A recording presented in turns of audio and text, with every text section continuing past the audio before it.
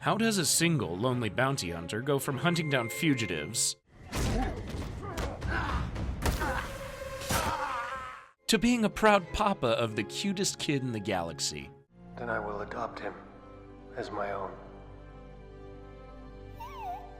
That's right, today we're covering The Mandalorian, the first live-action Star Wars series that had the whole world falling in love with Baby Yoda. And with their future film coming out soon, what better time to look back on the adventures of Mando and his weird green son? Let's get into it. Now, we don't have time to explain the entire Star Wars universe, but let's at least cover who the Mandalorian is. The word Mandalorian describes a group of people bound by a shared warrior code. The culture originated a long time ago on the planet of Mandalore, but it now includes species from all walks of life. The Mandalorians are usually mercenaries or bounty hunters, feared throughout the galaxy for their ruthlessness, their impenetrable badass Beskar armor, and the fact that they never, ever take off their iconic helmets. We'll learn the real name of our titular Mandalorian soon enough, but for now, we'll just call him Mando. Timeline-wise, the series begins 5 years after the end of the original trilogy, so the Death Star went boom boom and the Emperor went bye-bye. But there are still plenty remnants of the Empire out there. With that out of the way, let's dive right in. A Mandalorian, a Quarren, and a Mythrol all walk into a bar. No, that's not a joke, it's just how the series starts. Mando has just tracked his latest bounty down to a remote bar on the icy planet of Pagodon. When he enters, he sees a human and a Quarren hassling a blue-skinned Mythrol man. Apparently, the Mythrol species creates valuable secretions that these thugs are actually very interested in. However, when they see the Mando walk in with his uber-valuable armor made of Beskar steel, they get even bigger dollar signs in their eyes. Credit signs, I guess. Clearly, their mamas never told them not to mess with a Mandalorian on a mission, because Mando easily wrecks these two chumps. He takes out the human with a whip, and when the Quarren tries to run away, Mando shoots the door controls with his blaster and slices the alien in half. Now, that was a safety violation waiting to happen.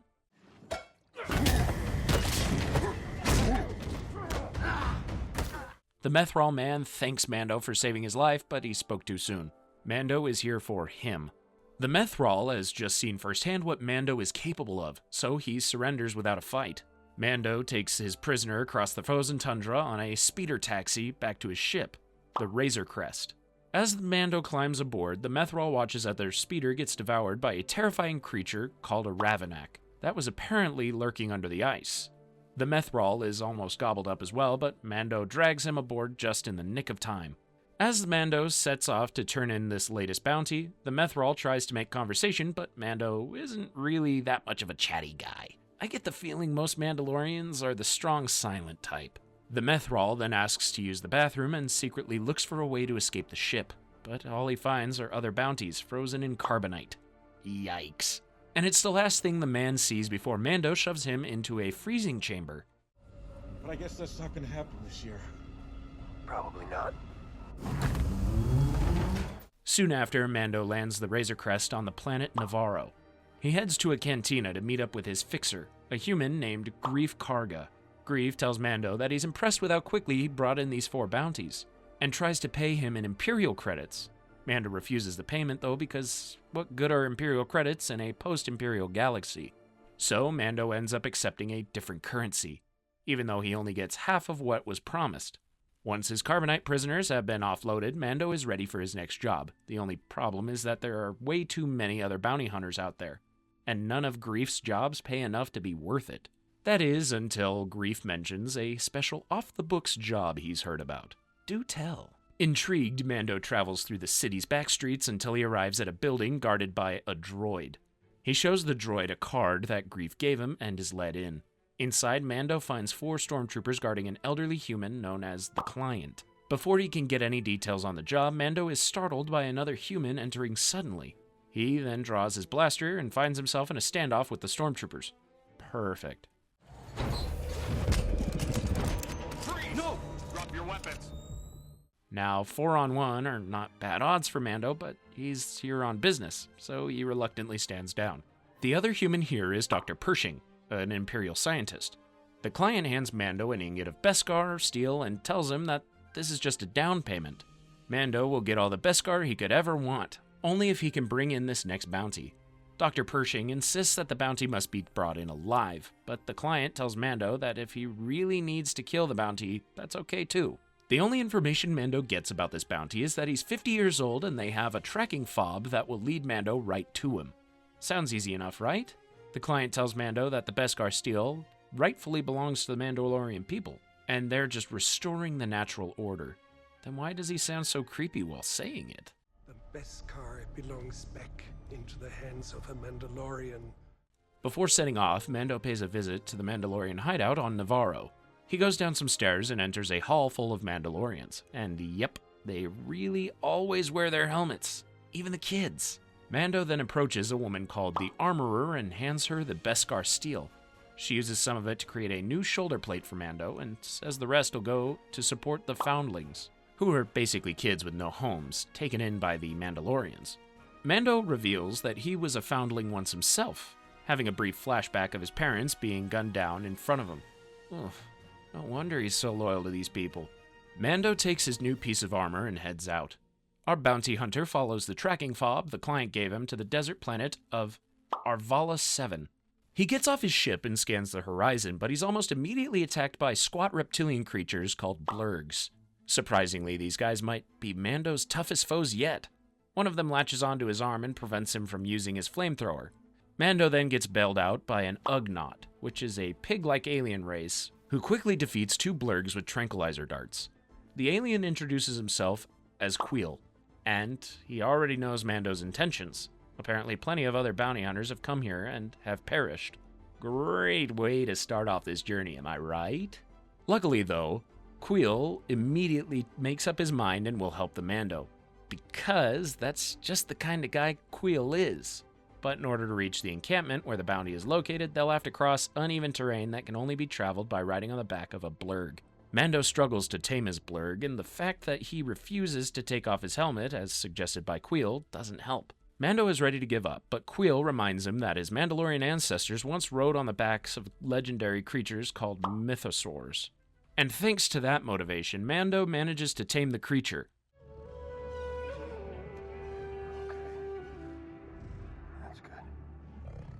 Later, Mando offers to pay Queel for all of his help, but the Ugnaught says that the only thing he wants is peace on his planet.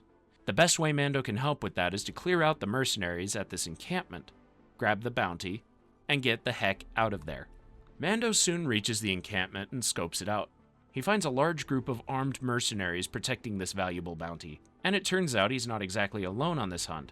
Another bounty hunter has just barely beaten him to the punch, a tall droid called IG-11. The droid strolls right up to these mercenaries and demands that they hand over the bounty. The mercenaries reach for their blasters, and IG-11 just starts gunning them down, until the remaining ones all retreat behind a blast door.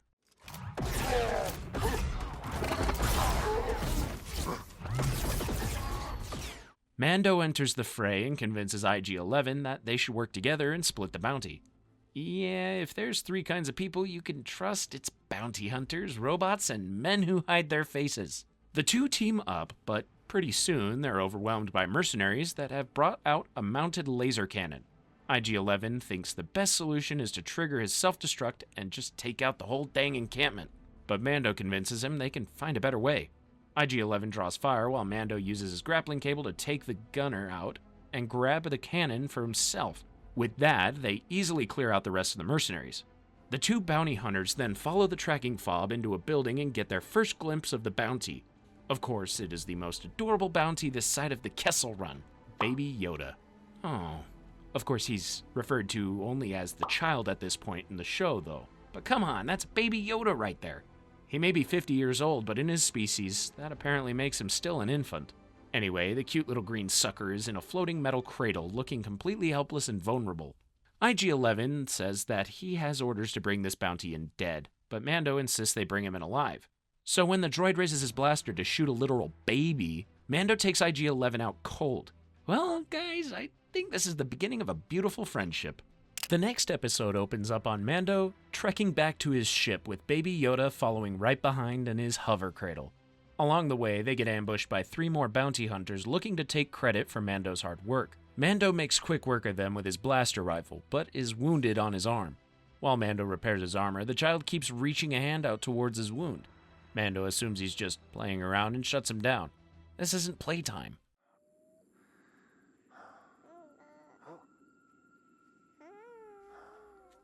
The next day, they reach the Razor Crest only to find a group of little hooded Jawas, and they're stripping it for parts. Shoulda got that valet parking. Mando blasts a few of them with his rifle, causing the Jawas to try and flee in a sandcrawler. But Mando isn't letting him go that easily, and he jumps onto the back of the sandcrawler and pulls himself on top, knocking Jawas off left and right. But the Jawas have guns too. They open fire and knock Mando off the crawler, leaving him unconscious in the dust.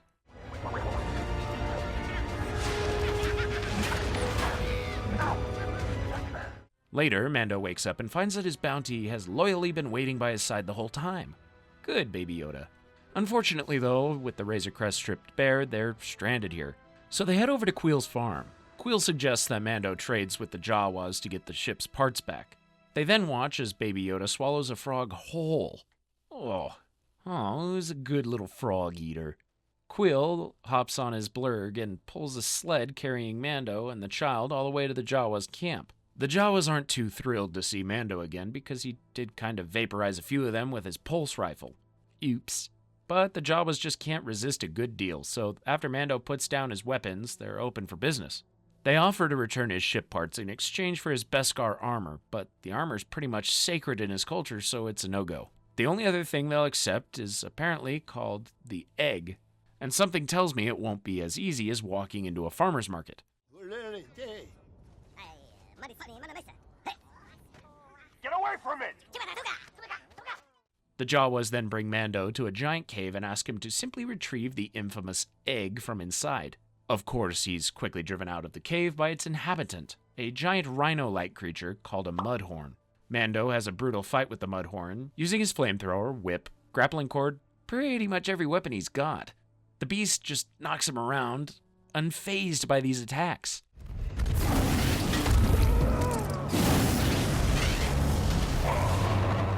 The Mudhorn charges at Mando, but is suddenly suspended in midair. What? Yeah, it's Baby Yoda using the baby force. Mando then takes the opportunity to drive a dagger into the Mudhorn's head, killing it. The child is exhausted from using the force and falls asleep in his cradle. And just as the Jawas are about to give up hope and leave, Mando returns with the egg. As he wonders why this weird-ass egg was even worth risking his life for, the Jawas open it up and eat it right in front of him. Hey man, it must have just been a snack, but it's a really good snack. Maybe even better than one whole frog. Queel then asks Mando what happened during the fight, and Mando responds that he truly has no idea. Someone clearly hasn't watched the original trilogy. Later, Mando gets his ship parts back and returns to the Razor Crest with Queel and the child. Queel, being the absolute saint that he is, helps Mando repair the ship, free of charge. Queel thanks Mando for bringing peace to the valley, places a blessing on the child, and watches the Razor Crest blast off into the sky. In the next episode, Mando exits hyperspace right over Navarro. He gets a call from Greef Karga, telling him that the client is anxious to get his bounty. While not having a clue that he's about to be sold off, innocent little Baby Yoda unscrews a metal orb from a lever, but Mando suddenly takes it away, insisting it's not a toy. Come on, how can you say no to that face?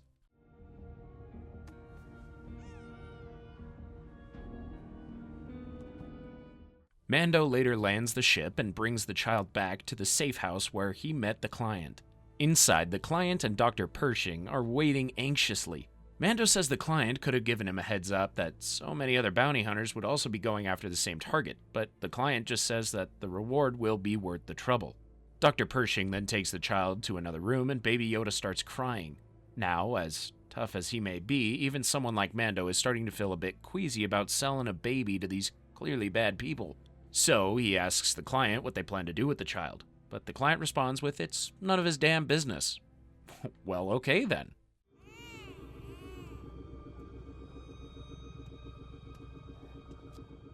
Mando takes his promised shipment of Beskar steel and returns to the hideout of his tribe.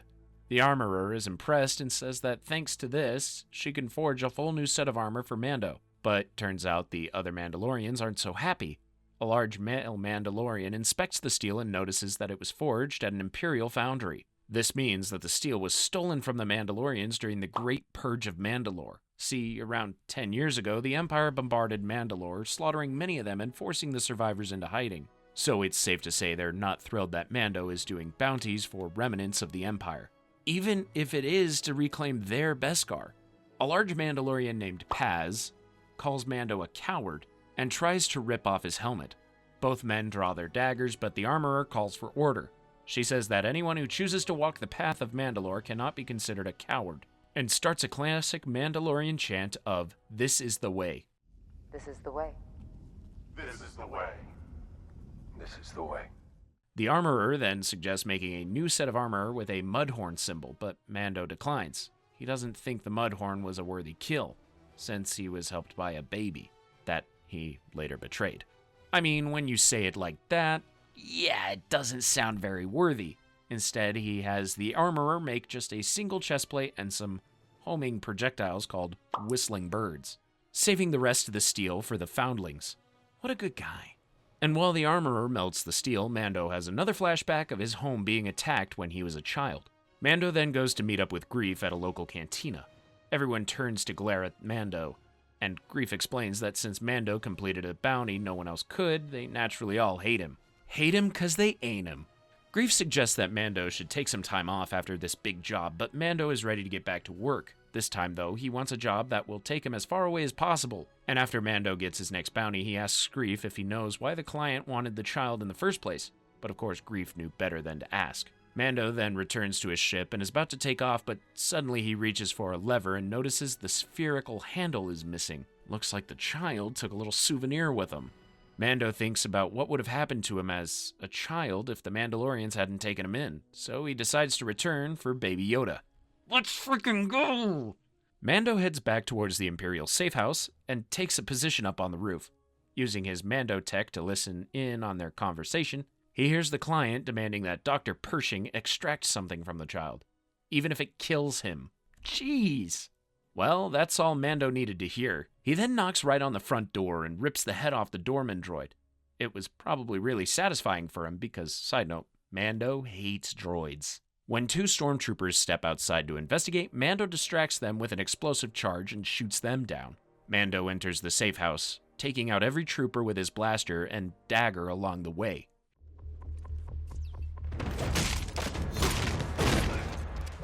He soon finds Dr. Pershing's lab, where the child is being scanned in some sort of machine. The doctor pleads for his life and says if it wasn't for him, the child would have already been killed. So Mando spares the doctor and leaves with Baby Yoda. He then goes to take out about 5 more stormtroopers on his way out. Just for good measure, you know.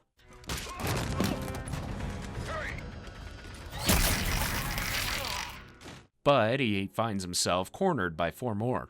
Great. He slowly sets down his blaster and takes them all out with his new whistling birds. So badass.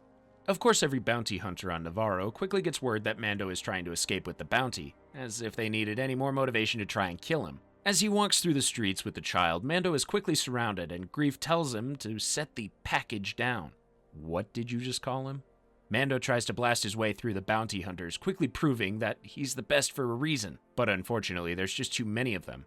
Mando looks at the child and prepares for what he's sure will be his last stand. Just then, a whole group of Mandalorians fly in on jetpacks and come to Mando's rescue. Hell yeah! They couldn't leave a member of their tribe high and dry. Paz, the same guy that called Mando a coward earlier, tells him to get out of here while they provide cover fire. Mando says they'll have to find a new hideout now, but the Mandalorians just reply with, "This is the way."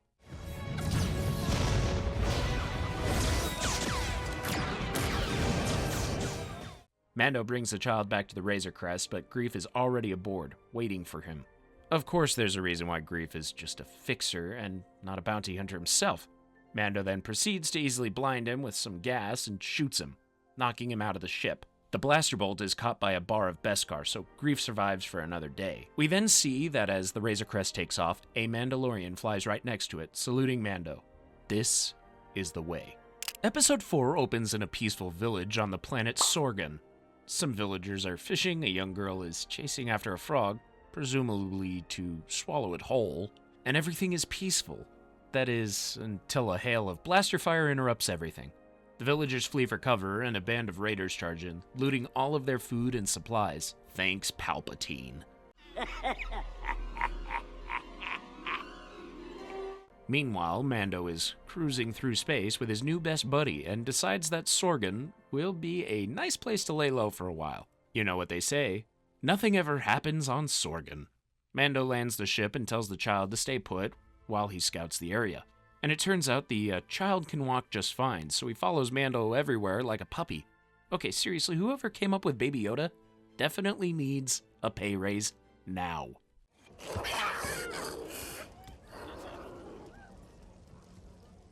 The two visit a local warming house and get some hot soup for Baby Yoda. There, Mando spots a suspicious woman dressed in green in the corner. When the woman leaves, Mando asks the shop's owner to watch the child while he follows her. Mando tracks her footprints, and in the process he gets ambushed. Of course he does. So after Mando and the woman fight, get each other at gunpoint, Mando naturally invites her out for some soup. Yeah, this is no enemy, it's just apparently how new friends greet each other. A little too violent for me, I gotta be honest.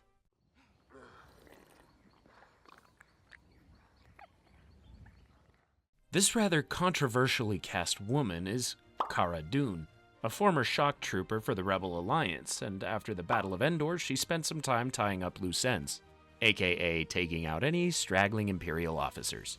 After that, when the Rebels had to actually figure out how to govern a galaxy, things got much more complicated and Cara dipped. Now, there's a bounty on her head, which explains why she attacked Mando on sight. Cara says this planet isn't big enough for 2 outlaws, and since part of the Mandalorian code is finders keepers, Mando agrees to let her have Sorgan to herself. Mando and the child then return to his ship, but are met by 2 men from the village at the start of the episode. They saw the Razor Crest land and want to hire Mando to protect their village from raiders. Mando is not interested in getting drawn into another conflict, until he realizes that his village would be the perfect place to lay low. That, or he's just a big softy. Mando agrees to help, but it's not a one-man job. He goes to ask Cara for help, thinking that with both of them, it'll be a piece of cake. After all, how tough can some backwater raiders really be? Mando, Cara, and the child all travel to the village, where they are warmly welcomed. Everyone gets warm food and a soft bed. Even Baby Yoda gets to play with the children of the village. I think they could get used to this. Are you hungry? Later, the woman who takes Mando in asks him when the last time he took off his helmet in front of someone was. He says it wasn't since childhood. That's commitment. In the evening, Cara and Mando investigate the trail left behind from the last raider attack, and Cara spots the footprints of an ATST walker, a giant Imperial mech, meaning this is a much bigger job than they were expecting. Apparently, in all the post-Endor chaos, these raiders were able to get their hands on some major Imperial weaponry. Yeah, not good. They later return to the village and let everyone know that it's time to pack up. Even 2 seasoned warriors like Mando and Cara don't stand a chance against a tank on legs. But the villagers are too stubborn. This is their home and they are not leaving. That means there's only one option. Mando and Cara will have to turn these villagers into warriors. 7 Samurai style. They plan to strike first, lure the ATST into a giant pit, and have all the villagers beat the crap out of these raiders with sticks. Good plan. And after just 1 day of training, they're ready to go. Cara and Mando later sneak into the raiders' base. There, they take out a few of them stealthily, and plant a bomb to take out some of their smaller vehicles. It works like a charm as the ATST comes to life and starts stomping through the forest after them. And don't worry, during all of this, the child is safe and sound with all the other children of the village. Anyway, the massive walker goes right where they want him, but stops short, just shy of the pit trap. It turns out he can blow up the village just fine from here. So why didn't they put the trap further back?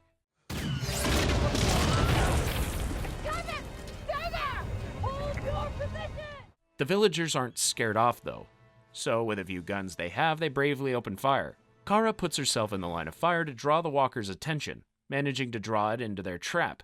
As the walker starts sinking, Mando charges forward and throws a bomb right into the cockpit. The rest of the raiders flee.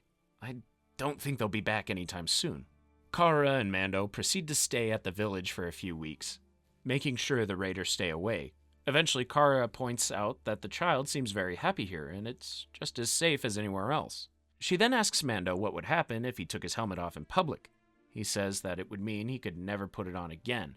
So Cara suggests that he just take it off and stay here forever, marrying the young widow he's been staying with to raise his weird green son. Mando states he could never truly be at peace here, knowing his very presence could put the entire village at risk.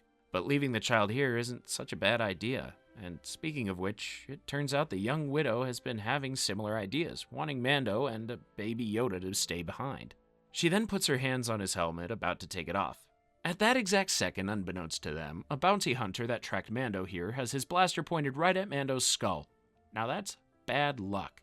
Fortunately, Mando puts the woman's hands down and tells her he must leave. The bounty hunter then points his blaster at Baby Yoda instead, and suddenly, a blast is heard. Cara took the bounty hunter out before he could even shoot. Whew. Mando then realizes that none of them are truly safe here, so he leaves with the child, saying goodbye to Cara, the widow, and the rest of the villagers before heading off to find another adventure. Episode 5 starts with Mando in the middle of a space dogfight with yet another bounty hunter. When will they learn that it's a bad idea to go after a Mandalorian? The bounty hunter manages to damage the Razor Crest's engines, but Mando then slams on the brakes. This causes the other ship to shoot ahead, where Mando can take it down with one cannon blast. But with his ship leaking fuel, he makes an emergency landing on the very familiar planet of Tatooine. There he meets the kind-hearted human ship mechanic, Peli Motto, and her team of wacky pit droids. Mando refuses to let droids anywhere near his ship and insists that Peli does all the work herself. Unfortunately, though, Mando is flat broke, so to get the ship's much-needed repairs, he has to head into town and find a way to earn the necessary credits.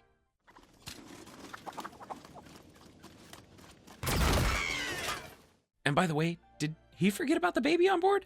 Peli and her droids hear the child crying aboard the Razor Crest, but luckily Peli is the motherly type and promises to take good care of him.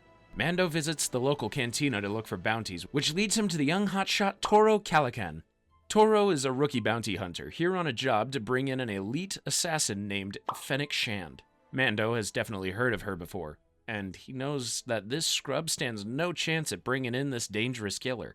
Toro begs Mando, saying that this job is the only chance he has at proving himself to the Bounty Hunter Guild. He'll even let Mando keep all the reward money if he's willing to help. That certainly gets Mando's attention. He tells Toro to meet him later at the hangar with the 2 speeder bikes. But Toro is worried that Mando is just going to steal all the glory for himself, so he destroys the tracking fob for Fennec. Now, Toro is the only one who knows her exact location. Maybe there's a bounty hunter inside the sky after all. Mando returns to the hangar to do a quick check on his baby. Oh, and the child is there too.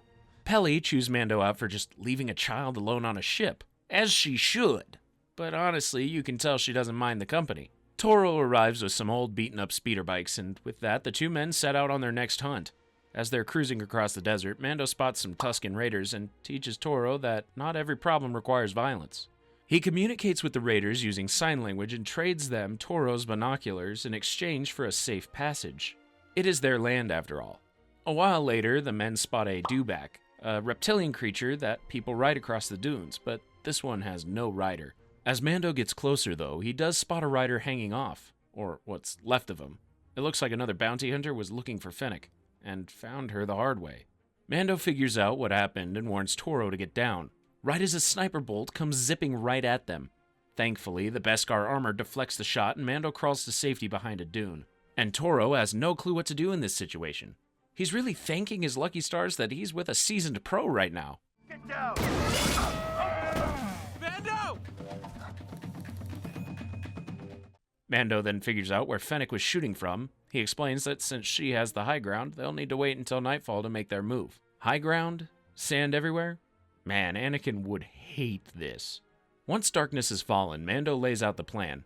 They'll charge at Fennec on their speeders, using flash charges to blind her so she can't snipe them off. It's a good plan.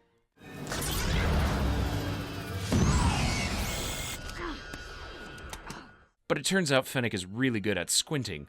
She manages to shoot Mando off his speeder before she can finish him off, though Toro gets right behind her and raises his blaster.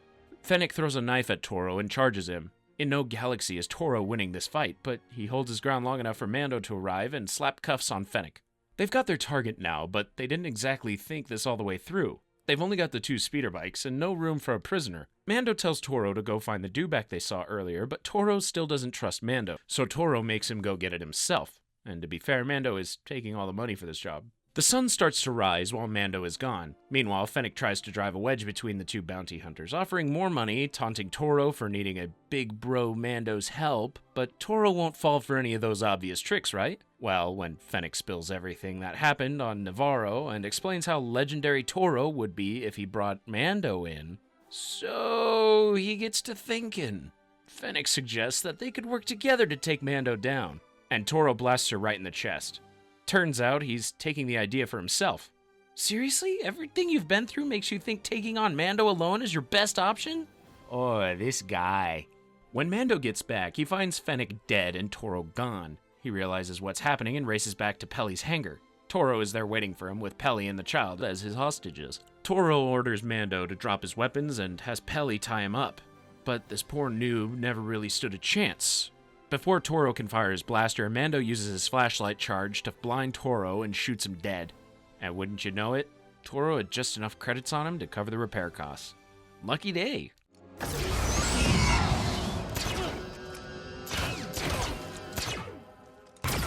Mando thanks Pelly for everything, and him and the child head back into space. Meanwhile, a mysterious figure approaches Fennec's body out in the desert. For the next stop on their little intergalactic adventure, Mando brings the Razor Crest to a space station where an old friend of his hangs out. The friend, a human named Ranzar Melk, or Ran, tells Mando that it's good to see him and that he's welcome to hide out here anytime, as long as he doesn't mind getting his hands a little dirty. There's always a catch. See, a business associate of Ran's got in trouble with the law, specifically the New Republic authorities. Ran and his crew want to bust him out of a prison transport ship before he's locked up for good, and the Razor Crest was just the last piece they needed. The last thing Mando needs is more people chasing after him, but he doesn't really have much choice since he's still flat broke. So, Ran takes Mando to meet the crew of this daring prison break. The leader of the job is Mayfield, a former Imperial sharpshooter. He immediately expresses a dislike of Mando, but the feeling is mutual. We've also got the devil-looking tough guy named Berg, a droid named Zero, and a Twi'lek woman named Xi'an. And it's to be noted, Mando and Xi'an may or may not have a bit of a romantic past between them. Ooh. Hello, Mando. Xi'an. Tell me why I shouldn't cut you down where you stand. I wonder if their relationship ending had anything to do with the fact that she never got to see his real face. Mayfield inspects the Razor Crest and asks if this bucket of bolts is really the best ship for the job, but Mando assures him that she'll get the job done. The crew sets off for the prison transport ship, but they insist that Zero flies the ship, which Mando does not like. As we know, Mando hates droids. On the way there, it quickly becomes pretty clear that the team doesn't have much of a future. None of them are exactly team players, and it seems like they're all barely holding back from attacking each other. Berg asks why they even need a Mandalorian on their crew, to which Mayfield says that they're the best warriors in the galaxy. Berg's response is quite rude, if not technically a good point. Then why are they all dead? Berg then tries to take off Mando's helmet, and they get into a fight, leading to them accidentally opening up a compartment with the child inside. I'd almost forgotten about him. Mando plays it off and tries to convince everyone this adorable little creature is just his pet. Wait a minute. Did you two make that? Huh? What is it, like a pet or something? Luckily, before anyone can ask more, they arrive at their destination. Using the Razor Crest signal scrambling tech, Zero is able to land the ship right on top of the prison transport, allowing everyone to enter through the hatch. Zero hacks into the security systems while the rest of the crew sneaks towards the control room. Fortunately, this ship is completely manned by droids, which will make this much easier for Mando. I can't stress this enough. Mando hates droids. But with a team this volatile, of course things go south fast. They're spotted by a repair droid that tries to flee, but Berg shoots it in the back, drawing the attention of 4 security droids. The crew takes over and realizes Mando is missing. They think he abandoned them at first, but he actually just snuck around to ambush these droids from behind. He tears off their heads, melts these clankers with his flamethrower, and is generally an all-around badass. What would they do without him? They soon reach the control room, but inside they're confronted by a human soldier. Guess their intel about the ship being a droids-only thing was a little off. Not only that, but it turns out Mayfield knew this and decided not to share it with the group. He's no Danny Ocean, this guy. The soldier threatens to use a beacon that will summon New Republic reinforcements, so Mando tries to calm the guy down and explain that they only are here to break out one guy. What's the harm? Of course, Mayfield and Berg are ready to just waste the guy, so a classic standoff breaks out between Mando and the others. We're not here for you. We're here for a prisoner. If you let us go about our job, you can walk away with your life. Before things get too out of hand, though, Xian just whips a dagger at the soldier, killing him, but not before he activates the beacon. And this is why you shouldn't work with X's. They now have 20 minutes before reinforcements show up, so they rush to the cell where their buddy Quinn is being held. And let's be honest, Mando definitely should have asked who they were rescuing long before now, because it turns out to be someone he knows well. Quinn is Xian's brother, and someone that Mando betrayed in the past. Yikes.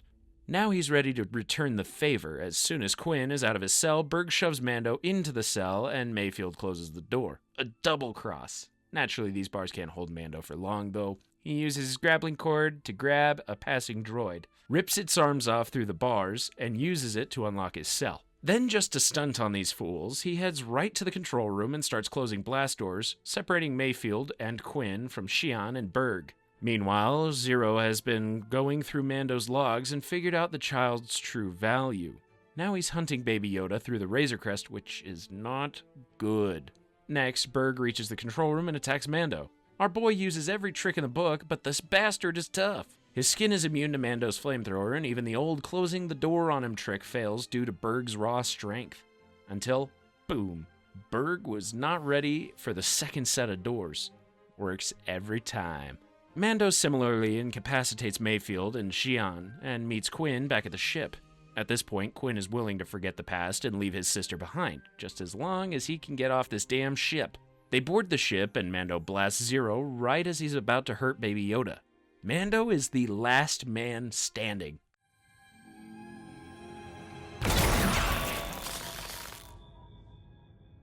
Mando, Quinn, and the child fly back to Rand's space station, where Mando doesn't have to split the reward money with anyone. However, there truly is no honor among thieves, because the second Mando leaves the space station, Rand asks Quinn to follow Mando and kill him. A triple cross! But before he can do anything, Quinn realizes something. Mando planted the tracking beacon on him, meaning the New Republic forces are going to be there soon. Very soon. The Razor Crest flies off just as 3 New Republic ships start blasting the space station. Mando and his son get away free another day.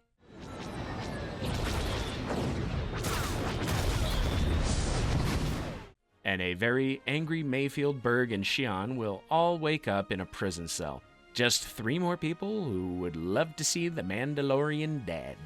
In the next episode, Mando gets a call from his old frenemy, Greef Karga. Apparently, since Mando fled Navarro, the client has imposed super tight control over the city, making the life of a bounty fixer very difficult. Greef now considers the client an enemy and offers Mando a deal.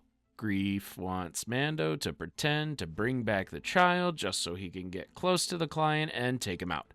If he does that, Mando can come back to the Bounty Hunters Guild and everything can go back to normal. Mando likes the offer, especially the part where he gets to mess up a guy that tried to hurt his baby. But he wants backup.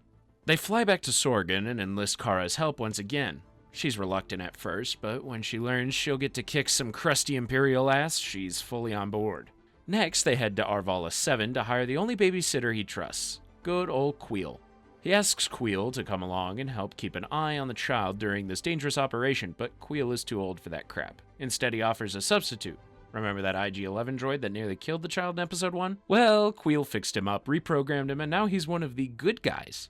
Mando is, of course, suspicious of any droid, especially one that has a very good reason to hold a grudge against him. But Queel convinces him the droid is harmless now and will follow any orders. It requires patience, repetition. So they bring Queel and IG-11 along, and also a couple of blurgs, because why not? While this packed ship heads off to Navarro, Mando and Kara have a friendly arm wrestling match. Only when Baby Yoda sees his daddy wrestling someone, he assumes Kara is an enemy and starts force choking her before Mando tells him to stop. I guess that's the thought that counts. No, stop! The Razor Crest lands on Navarro outside of town. There, they meet with Greef and 3 other bounty hunters. Everyone except IG-11, who Mando insists stay behind on the ship and head towards Navarro to set up camp for the night. Greef says that the plan for tomorrow is to enter the cantina where the client is located, show him the child, and then kill him right there at the table. The dude only has 4 personal guards, so this ought to be a piece of cake. What could go wrong? Of course, that's the last thing Greef says before their camp is attacked by flying venomous reptiles. These monsters grab one of the bounty hunters and a blurg before Mando drives them away with his flamethrower. Unfortunately, Greef was scratched by their venomous claws, and without any med packs, this is the end of the road for him. But right then, the child uses a force to heal Greef completely. He's not just cute, he's useful as hell to have around. The next day, the group starts walking the rest of the way to town. Suddenly, the remaining 2 bounty hunters pull their blasters on Mando and Cara in an ambush. However, Greef shoots them both dead. Greef admits that they were planning on betraying Mando all along, but after the child saved his life, he just couldn't go through with it. Now, we're right back to the original plan. Only after some consideration, Mando realizes this probably won't be safe for an infant. So he sends Kuiil back to the ship with the child. Hopefully, just bringing the floating cradle will be enough to trick the client. And with that, they put Mando in cuffs and head into town, which is crawling with stormtroopers. There, Greef tells one of them that they've captured Mando and the child. And that's all they need to be led into the cantina. Not a chance. That's going on my wall.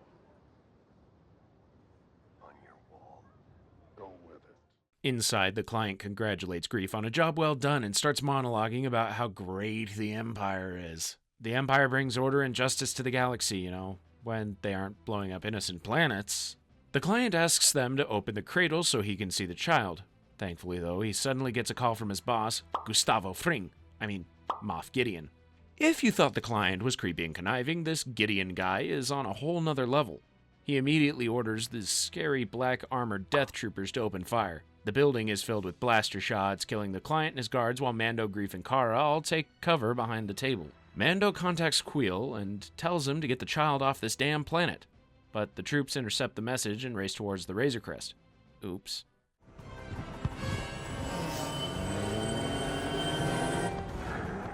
Then, Moff Gideon himself arrives in his badass TIE fighter.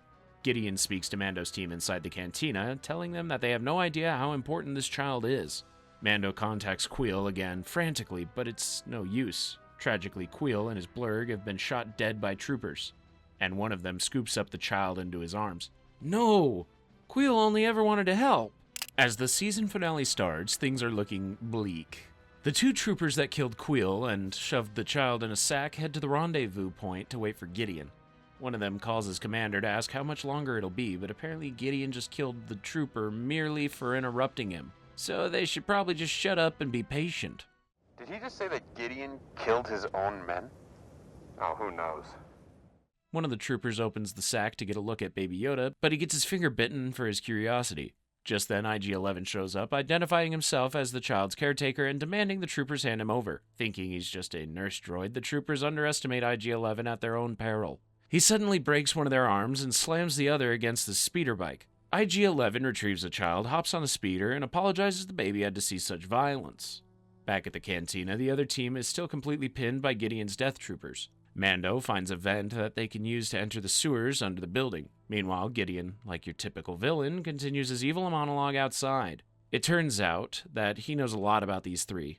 He knows that Cara survived the destruction of Alderaan, and that Mando survived the siege of Mandalore. He also reveals that he knows Mando's real name, Din Djarin. He says that after surviving so much, it would be a shame to die here, giving them till nightfall to surrender. Mando, Greef, and Cara discuss the offer and agree that it's almost certainly a load of bull, but we then learn that Mando's parents were killed by droids, hence his deep distrust for him. And the only way Gideon could know Mando's name is if he was directly involved in the siege of Mandalore. Now it's personal. IG-11 then proves himself to be a pretty terrible nanny, but a great friend. He rides his speeder bike straight into town and starts gunning down Gideon's troopers left and right. With that distraction, the 3 in the cantina join the fight and begin blasting death troopers like nobody's business.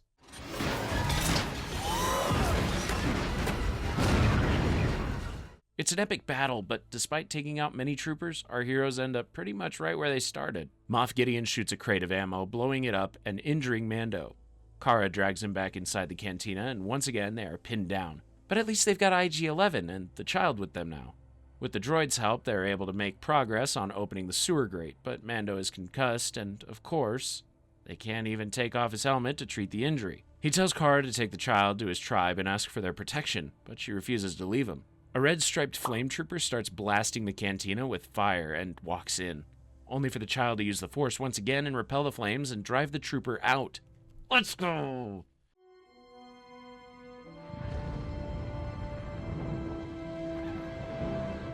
Once the grate is finally open, Cara reluctantly leaves with Grief and the now exhausted child, but she makes IG-11 promise to bring Mando. But the bounty hunter has other plans. He asks IG-11 to kill him right there. He would literally rather die than take his helmet off in front of another person. IG-11 refuses, saying that he is now a nurse and not a killer. The pile of bodies outside would beg to differ. IG-11 gets Mando to agree that since he isn't a living being, it's technically not a violation of the Mandalorian code for a droid to take off his helmet. For the first time in the series, Mando's helmet is removed, and IG-11 applies a medical spray to treat his head wound. What the... Pedro, you were under there the whole time?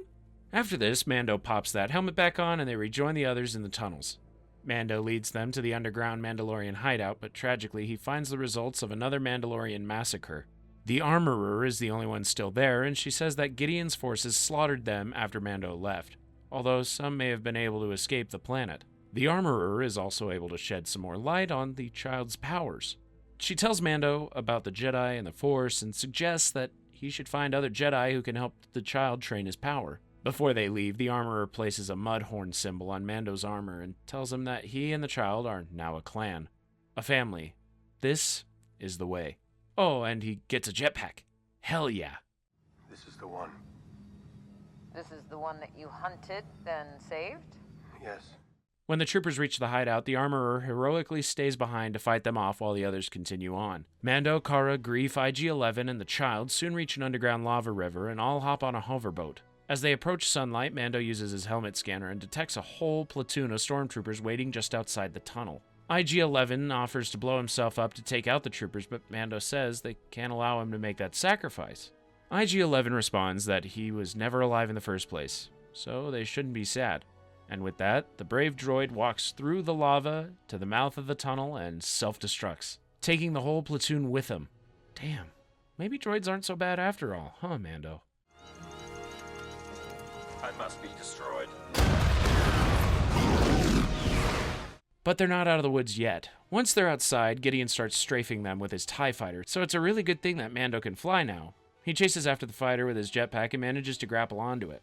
Mando plants a charge on the fighter's joint and blows it, causing the ship to spiral and crash. And just like that, the Empire has been defeated, though not for the first time, and certainly not for the last. Cara and Grief decide to stay here and drive out any remaining Imperials on Navarro, while Mando is determined to find a Jedi Master for the child. Mando says his goodbyes, gives a proper burial to his friend Quill, and heads back into space with his weird green sun. On Navarro, some Jawas are trying to salvage part from Gideon's crashed ship. Suddenly, Gideon emerges, cutting his way out with a glowing black blade known as the Darksaber. The second season opens with Mando and the child still in his hover cradle, walking through a dark, spooky industrial city. They make their way to a crowded arena where two Gamorreans, those pig-headed aliens, fight each other with axes. I'm sure visiting the underground fight club was Baby Yoda's idea. Mando sits next to a Cyclops named Koresh, one of the organizers of these fights. He asks for any information about where he can find other Mandalorians so they can help him find a Jedi. Koresh suggests that they make a bet for the information, specifically on whether or not one of the fighters will die within the next minute. Mando says he doesn't want to leave it up to fate, so Koresh says neither does he, before straight up shooting one of the fighters. Can he do that, Ref? The crowd flees, and Koresh's buddies surround Mando with blasters. Turns out this was just a trap so that they could try and steal Mando's gorgeous Beskar armor. But now they're trapped in here, with Mando. So, with his whistling birds and his blade, Mando makes quick work of Koresh's associates and then grabs this one-eyed jerk with his grappling cable and hangs him by his feet. Thought you said you weren't the gambler. Pleading for his life, Koresh reveals that there's a Mandalorian rumored to be living in a town on Tatooine. Mando says that he won't be killing Koresh. The terrifying creatures of the night will do that for him. The Razor Crest then heads to Tatooine, and once again, leaves his ship in the care of good old Peli Motto. And this time, he's actually willing to let the pit droids near his ship. That's some real growth there, Mando. Peli shows Mando how to get to the town of Mos Pelgo, an old mining town where a Mandalorian is rumored to live. She warns that after the Empire fell, the city was destroyed by bandits. Mando and the child then hop on a speeder bike and make their way there. Well, the city of Mos Pelgo is still standing, but it feels like a ghost town. Just a bunch of sad people quietly watching Mando while he cruises down the street. He enters the local cantina and asks if there's a Mandalorian in this town. Basically, someone who looks exactly like Mando. The bartender says that the only person matching that description is the Marshal. Right then, the Marshal appears in the doorway behind Mando, but it's immediately clear that this is no true Mandalorian. Just a fanboy cosplaying in Boba Fett's old armor. And that's confirmed when he immediately takes off his helmet to have a drink. The man introduces himself as Cobb Vanth, and says he protects the town using this armor he bought from some Jawas. If you remember your Star Wars history correctly, we can assume that the Jawas stole this armor from Boba Fett after he escaped the Sarlacc pit, so I really hope Cobb washed it before putting it on. Mando confronts Cobb, telling him that he has no right to wear that armor, demanding he take it off. But in a dusty old town like this, there's only one way to settle a problem: a duel. Before they can walk 10 paces, sirens start going off and the townspeople flee inside. An enormous sand creature called a crate dragon emerges from the ground and swallows a bantha whole. A bantha is basically a space buffalo.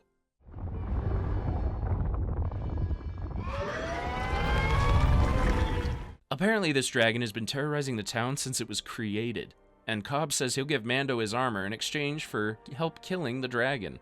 And of course Mando agrees. On their way to the dragon's lair, Cobb shares his story. When the Empire fell, the people of Mos Pelgo were overjoyed, right up until an evil mining corporation took advantage of the chaos and turned the place into a slave camp. If anyone's worse than the Empire, it's the corporations. Cobb narrowly escaped and wandered through the desert for days until he eventually found some Jawas, traded them some crystals from the mines for the armor and jetpack, and used these to liberate the town. Wow, maybe he is worthy of the armor.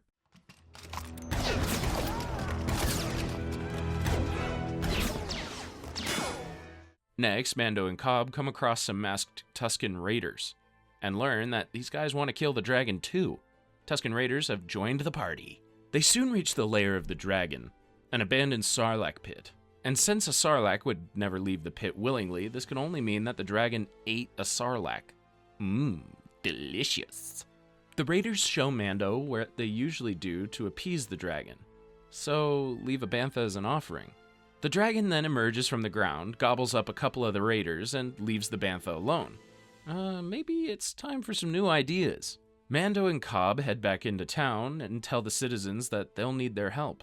They're reluctant at first to work with the raiders, especially since they've killed miners in the past. But Mando says they've agreed on a permanent truce if they can take down the dragon together. And with that, the townsfolk have joined the party. Now that everyone's on the same page, we can finally start this dragon-slaying quest for real.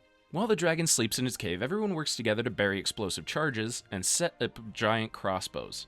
Then, 3 poor brave raiders wake up the creature with their war cries. The dragon simply eats one of them and starts retreating back into its cave. That's when everyone starts throwing rocks at it just to piss it off. And it works.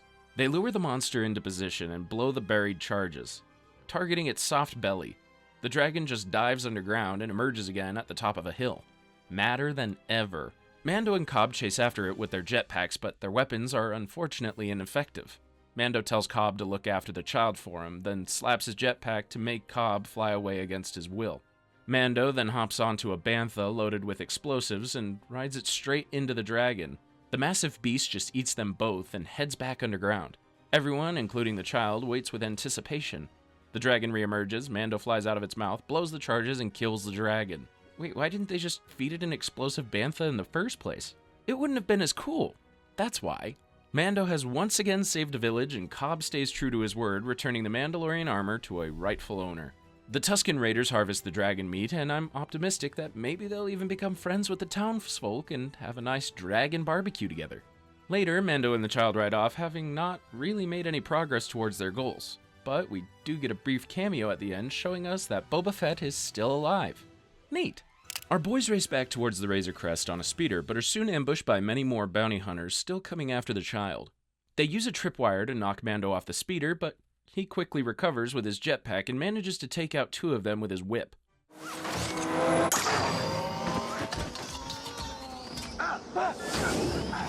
One alien, however, grabs the child and threatens to hurt him. Mando calms things down and offers to trade Boba Fett's armor or some dragon meat in exchange for the child's life. The alien demands Mando's jetpack, and he complies. Of course, the second that the child is safe, Mando activates his jetpack remotely and sends the poor alien sucker on a one-way trip to the sky. Well, technically it's a two-way trip, but he's on his own for that second part. Mando finds Peli at the cantina playing cards with an insectoid alien called Dr. Mandible. Mando tells Peli that Mos Pelgro was a bust, but apparently Dr. Mandible has a contact who can lead Mando to other Mandalorians. All he needs to do is provide this contact with safe passage to the next system over. Mando agrees, and at the hangar the next day, he meets his contact, Frog Lady. Yes, that's really the only thing they call her. This little frog lady and her canister full of eggs need a ride to the moon called Trask, where her husband can fertilize the eggs to make baby frogs. Ah, the miracle of life. However, since hyperspace travel could damage the eggs, they'll have to take the long way there, using sublight travel, the galactic equivalent of taking back roads instead of the highway. The Razor Crest takes off and starts its slow journey towards Trask, during which the child eats one of the frog lady's eggs. You know, bad Baby Yoda. Then suddenly the Razor Crest is pulled over by the Space Cops, the New Republic X-Wings. Mando isn't too worried though, since he isn't doing anything illegal, until they ask if the Razor Crest has visited any prison transport ships recently. Oh, yeah, that whole thing.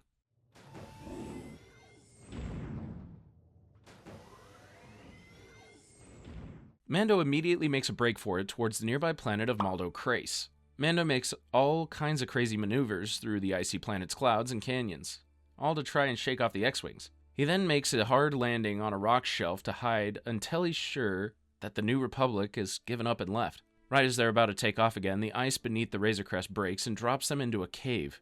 Panicked, Mando looks for the child and finds him safe and sound, eating another egg. Frog Lady tries to tell Mando something, maybe something along the lines of keep your weird son away from my eggs, but he can't understand her, so he tells her that they should rest until morning.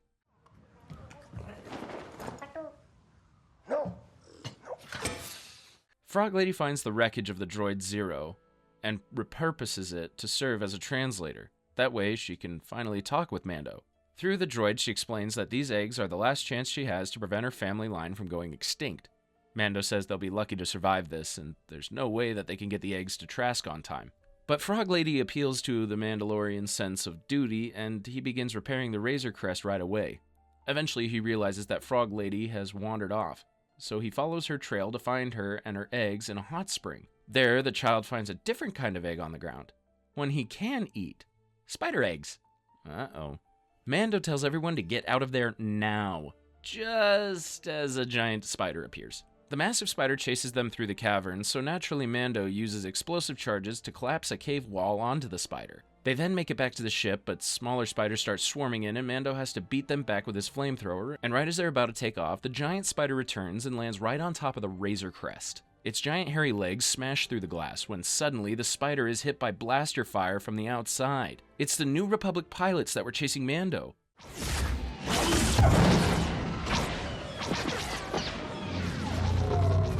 They force back the spiders, leading Mando to speak with the pilots.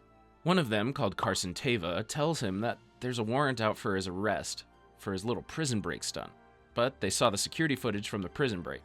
They know that Mando tried to save that one human soldier and helped apprehend 3 dangerous criminals, so they're willing to let him go. So with that, the damaged Razor Crest takes off and the child eats yet another egg.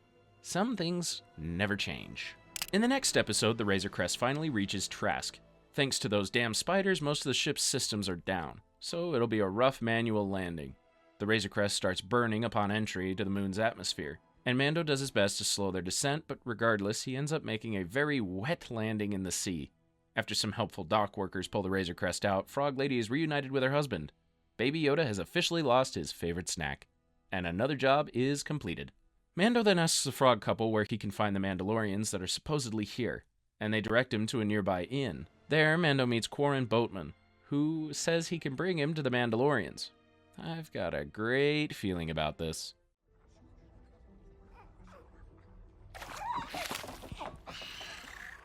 On his boat, the Quarren asks Mando if he's ever seen a Mammacore eat.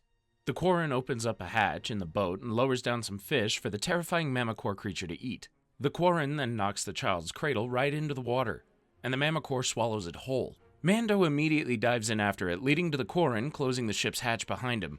Yep, just another skeezy creep after his Beskar. Suddenly, 3 Mandalorians arrive on jetpacks and take out the Quarren and his crew.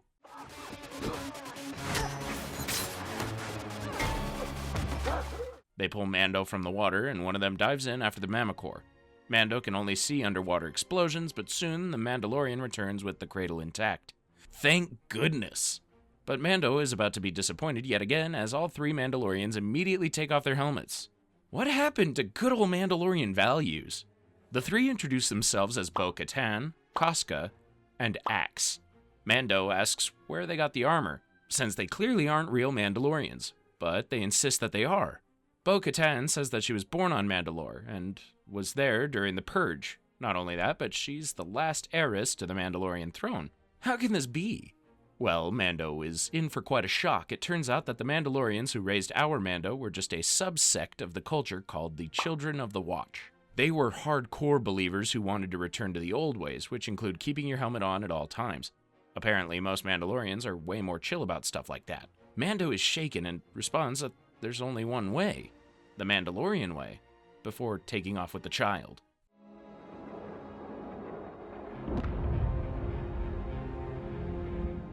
Later that night, Mando is walking through town trying to clear his head when he's confronted by the brother of the Quarren that tried to kill him. He's brought a whole group of Quarrens with him to get revenge. Guys, this would be a terrible idea with only one Mandalorian around, let alone 4 of them. Bo-Katan and her comrades arrive, and they effortlessly take out the aliens together, before offering to buy Mando a drink. There, Bo-Katan explains what they're doing here on Trask. Apparently, this town is a hub of black market activity, including the sale of a bunch of weapons that were plundered from Mandalore. These 3 want to steal the weapons back from the Empire and use them to retake their homeworld. Mando is clearly busy, but Bo-Katan says they will lead him to a Jedi if he helps them out. Sounds like a win-win to me. Next, Bo-Katan and Mando sneak to the port where they see an Imperial cruiser being loaded up with weapons.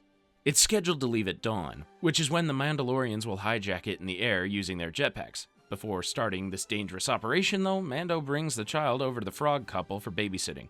Just keep him away from the eggs. So I want you to be respectful and mind your manners. You know what I'm talking about. In the morning, as soon as the cruiser takes off, the 4 Mandalorians blast off after it and take out the stormtroopers guarding the exterior.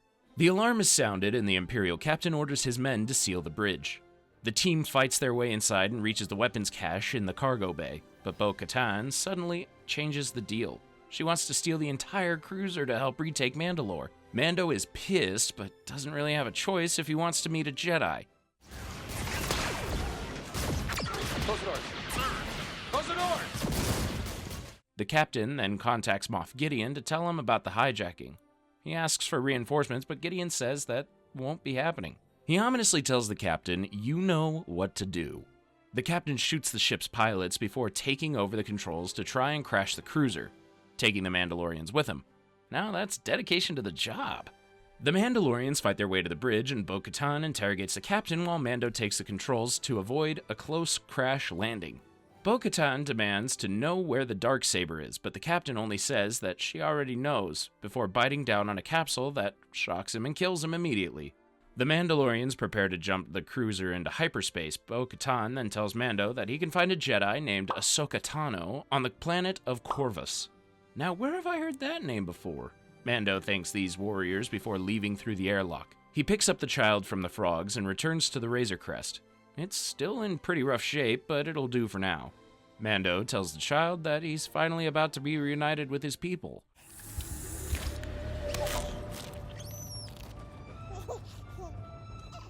And the ship takes off once more.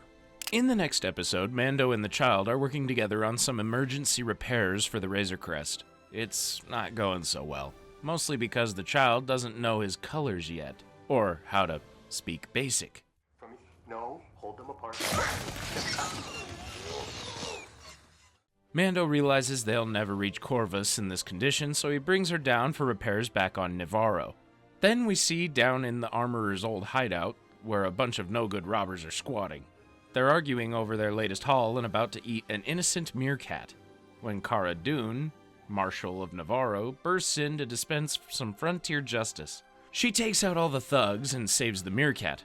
What a hero! When Mando lands and meets up with Greef and Cara, he learns just how much they were able to change this place in such a short amount of time. Cara chased out the Empire, brought law and order into the town, and now it's thriving. The burned-up cantina was turned into a school, and even the Mythrol that Mando caught in the first episode is here, working off his debts, which will only take about 350 years. All right, class. Settle down. Back to the lesson, shall we? Navarro is now basically a utopia. Well, except for one tiny little thing that they need Mando's help with. Everyone always wants something. Cara and Greef show Mando a map of Navarro and point out an old Imperial base outside the city. There's only a skeleton crew left there, but for some reason the Empire hasn't completely abandoned it. They want to eliminate the last remnants of the Empire, turning Navarro into a bustling trade city. And besides, Mando needs to find a way to pay them for ship repairs anyway. I'm not complaining, but I think literally half of the episodes so far have been about Mando finding a way to pay for ship repairs. Mando heads to the base with Greef, Cara, and the Mythrol Man. As they speed across the lava plains, the Mythrol Man asks if he can turn around and go back. But Greef says he'll knock 100 years off his dead if he waits outside while they enter the base. When they reach the door, they find the controls have completely melted from it being so close to the lava. Classic Imperial incompetence. So they have no choice but to cut their way through the door. Well, not Mando, he can just jetpack on the wall and start kicking Stormtrooper butt by himself. By the time the others get in, Mando has already taken out all the sentries. It's a mint truckster Marauder. You know how much we can get for this on the black market? And it's gonna get vaporized like the rest of this base. They then venture deeper into the base towards the reactor, where they set the whole place to blow sky high. Well, that was easy. As they run out of the base, however, the four stumble into some kind of messed up laboratory. 2 Imperial scientists are inside destroying all the data, but of course they're killed after foolishly attacking these 4 badasses. Well, 3 badasses and a Mythrol. They quickly search the lab and find a transmission from Dr. Pershing discussing some experiments. It sounds like the Empire was looking into taking blood from Force users and using that to somehow create artificial Force users. That's why they wanted the child so badly, for the precious midichlorians in his blood. Dr. Pershing ends the message by promising not to disappoint Moff Gideon, and the transmission is only 3 days old, meaning Gideon is still alive out there, which we knew, of course, but they clearly didn't. The 4 continue to fight their way out of the base, but Mando becomes worried for the child's safety and rockets ahead of them.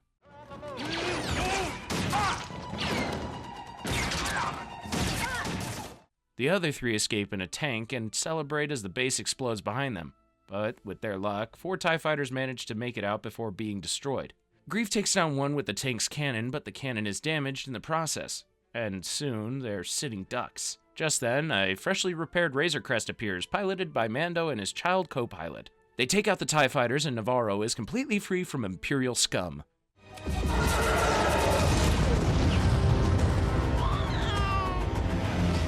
Back on the ground, Mando thanks everyone for fixing up the ship, but now that he knows Gideon is still after the child, he needs to find a Jedi as soon as possible. Just like every episode, we end with the Razor Crest taking off again. Well, not quite. A while later, Carson Teva, the new Republic officer that let Mando go free, is investigating the explosion of the Imperial base. Greef pretends not to know anything about it and covers for Mando, who is technically still a fugitive from the law. Teva tries to recruit Cara to join the Republic since he sees how good a job she's doing in Navarro, but she responds that her job is here now. Meanwhile, aboard an Imperial ship, Gideon is up to his old tricks.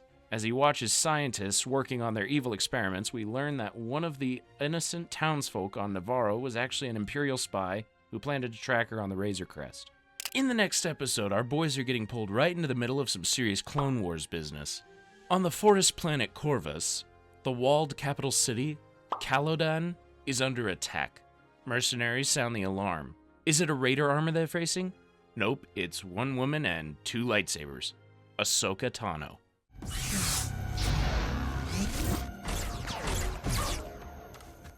She takes out all the guards and confronts the dastardly magistrate of Caladan, Morgan Elsbeth. Ahsoka demands information on the so-called Grand Admiral Thrawn and gives Morgan 1 day to comply or else. If you're unfamiliar with the Clone Wars, all you need to understand is that Ahsoka is a Jedi, good guy, trying to stop these Empire baddies from rising to power again. When the Razor Crest reaches the planet, Mando sees that it is half covered in lush green forest while the other half is red and burned. He lands outside of Caladan and hides the child under his cloak. When he reaches the city, a mercenary named Lang recognizes Mando as a bounty hunter and brings him aside to meet with the magistrate. The city is not in good shape. Everyone looks all hungry and depressed, and there are people in cages being tortured, and I don't see a single McDonald's. Mando is brought to the magistrate, who asks him to hunt down Ahsoka for her. A Jedi plagues me. I want you to kill her. That's a difficult task. It's a tough job, but Morgan can pay well, showing Mando a spear made of pure Beskar. Mando agrees, and even though he's obviously lying, I'm sure he's already dreaming up ways to get that spear later. Mando and the child head into the woods to search for Ahsoka, using his helmet scanner to try and pick up her trail. He hears a branch snapping and sets the child down to look around, but it was nothing. Just kidding. Ahsoka ambushes Mando from behind, but our bounty hunter actually does pretty well against a full-on Jedi. He forces Ahsoka back with his flamethrower and grabs her with his grappling cord, but she just force jumps over a branch and strings him up like a piñata. Before things get too crazy, Mando shouts that Bo-Katan sent him and he's not an enemy. Ahsoka stands down and Mando introduces her to the child. Ahsoka is able to communicate with him telepathically through the Force, and we finally learn about the origins of this little cutie.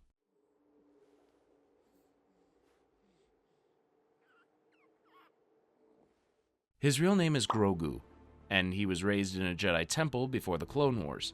He's been trained by many Jedi Masters, but when the Empire attacked, Grogu was sent into hiding, and now he only has dark memories of those years. Little guy has been through it. The next morning, Ahsoka tests Grogu's powers. She uses the Force to pass him a floating rock and asks Grogu to pass it back. The little guy refuses. Ahsoka can sense a lot of fear inside Grogu that is preventing him from making full use of his powers. Mando's strong bond with Grogu is the only thing that's been able to overcome it. She asks Grogu to pass the rock to Mando, but that doesn't work either. When Mando replaces the rock with the sphere from his ship Grogu always plays with, they finally have success. You see that? That's right. I knew you could do it. Ahsoka says she can't train Grogu in this current state, and he would be better off staying with Mando. She knows all too well what happens when a powerful Force user with fear in their heart is pushed too far. Mando is determined to get the best education for his little guy, though, so he offers to help her liberate Caladan if she teaches him anyway.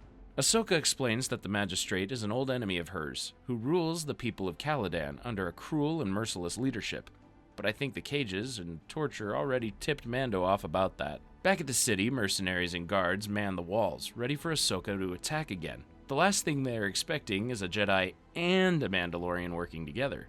Ahsoka charges the gate and starts cutting down mercenaries.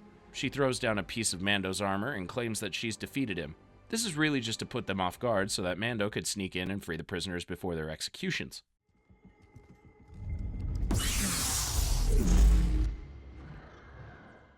Mando ends up fighting with their bounty hunter Lang while Ahsoka duels the Magistrate with their Beskar spear. Lang fakes a surrender, but Mando sees right through it and guns him down.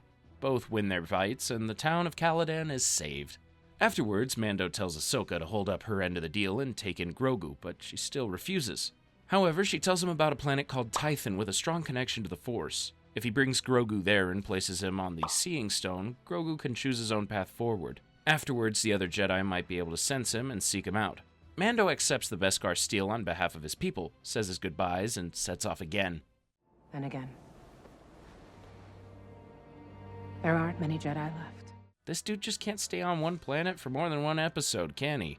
Mando and Grogu head for Tython, and surprisingly, this time there are no real complications. They reach the place Ahsoka mentioned, and Mando places Grogu on the Seeing Stone.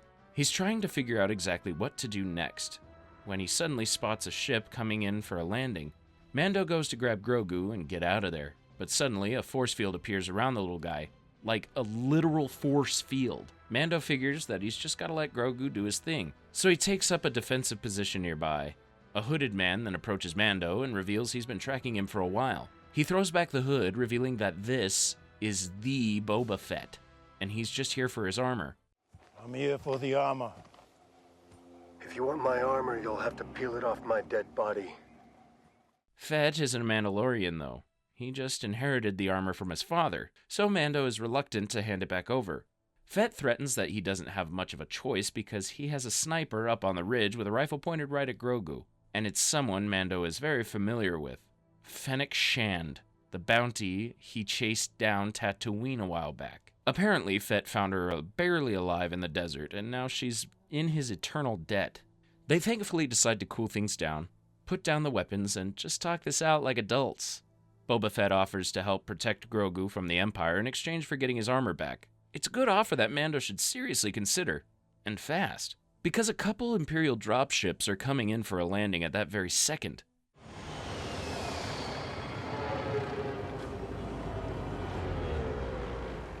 With Grogu still doing some kind of meditation in his force field, the three warriors take cover and start picking off stormtroopers as they come out of the ship. Fett cuts them off on the side and starts whipping ass with his long club. Eventually, Grogu comes out of his trance and collapses from the exhaustion. But these imps just keep on coming.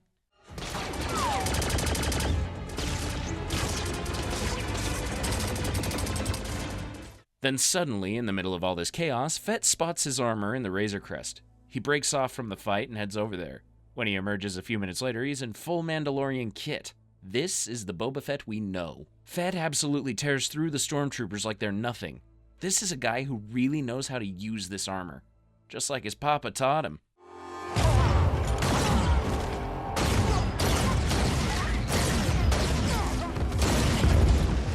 The stormtroopers realize they aren't ready for this smoke and try to flee in their ships. But Fett launches the missile from his jetpack, striking one ship and causing it to crash into the other. Victory is theirs. Oh, and the Razor Crest gets obliterated by a laser shot from orbit. Yep, completely vaporized. Mando stares at the wreckage, presumably looking absolutely gutted under the helmet. And honestly, same.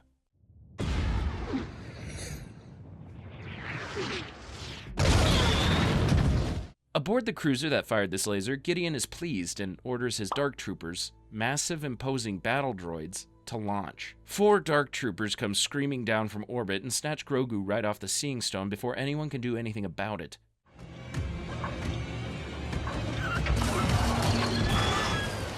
Mando watches helplessly as they fly off with them. No! Mando only manages to salvage 2 things from the smoking crater where the Razor Crest used to be. The Beskar spear and the little silver ball Grogu was always playing with. It's a rough moment. Fett confirms that Gideon took Grogu aboard the cruiser and jumped into hyperspace. And just like that, he's gone. Mando is now without his ship, without his kid, and he's got a lot of ground to make up fast. So he's going to need some help. Someone who knows the Empire well. They all hop on Fett's ship, the Slave One, and head to Navarro, where Mando asks Cara for help tracking down his old frenemy, Mayfield. Cara has decided to join the New Republic as a Marshal since we last saw her, and is reluctant to help Mando find a convicted felon. But her tune quickly changes when she learns that Gideon has Grogu. Anything for Grogu. Migs Mayfield, serving 50 years in the Carthon chop fields for springing a prisoner himself. Aboard Gideon's cruiser, Grogu is putting up a fight, choking and slapping around stormtroopers with the Force. But he can't keep up this resistance for long because it makes the little guy a little too sleepy. Gideon then shows Grogu the Darksaber, taunting that he is not yet ready to wield a lightsaber of his own.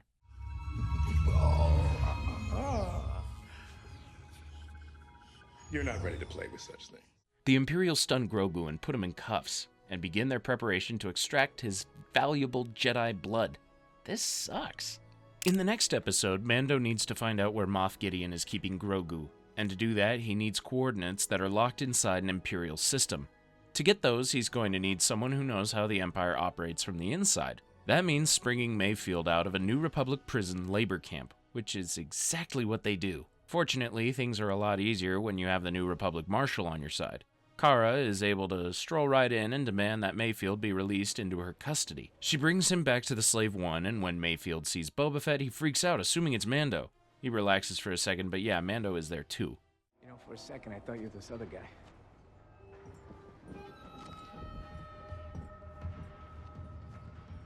The team is assembled: Mando, Cara, Fennec, and Boba Fett.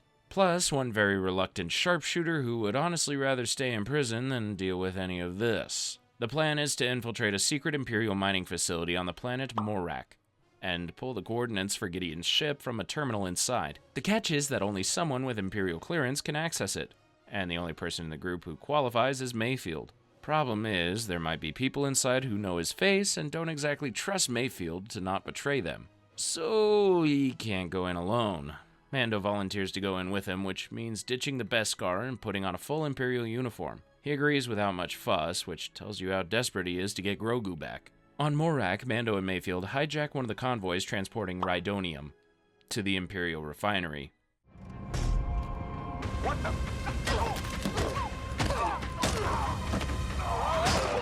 It's an incredibly unstable material, and of course a gang of pirates on speeder bikes starts attacking the convoy almost immediately. Talk about bad timing. Mando and Mayfield have to fight off the pirates, while also not blowing up the extremely explosive cargo they're sitting on. Things start looking bad, but they are ironically saved at the last minute by some TIE fighters blasting the pirates.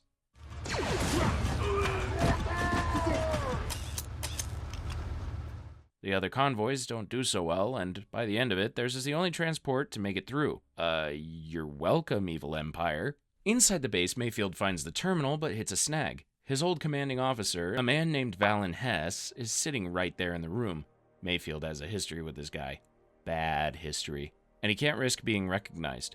So it's up to Mando to step up and access the terminal himself. In order to do that, he needs to let the computer scan his face, which means taking his helmet off. Right here, in front of all of these people. The old Mando would have never considered it, but this is his son we're talking about. Reluctantly, terrified, Mando slowly takes the helmet off and scans his face. He gets the coordinates, sends them to the Slave One.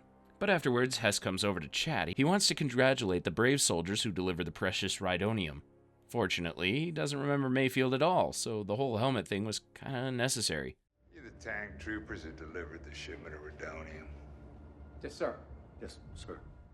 Hess invites them to sit down for a drink and starts monologuing about the glory of the Empire in that particular way that Imperial officers do.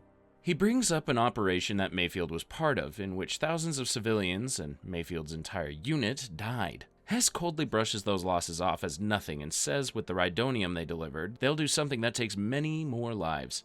Hess toasts to the glory of the Empire, and Mayfield shoots him right there in the cafeteria. Can't bring this guy anywhere. So now they've got to get out fast. Mando, who's been super uncomfortable during all of this with his naked face, puts a helmet back on and starts kicking ass. Ready? Go!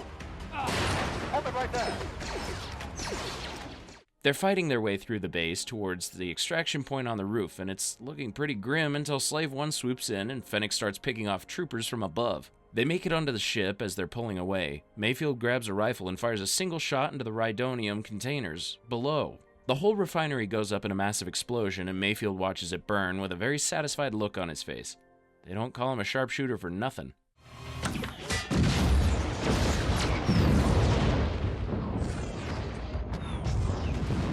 Fett drops Mayfield off in the middle of nowhere, and Kara officially logs him as having died in the explosion.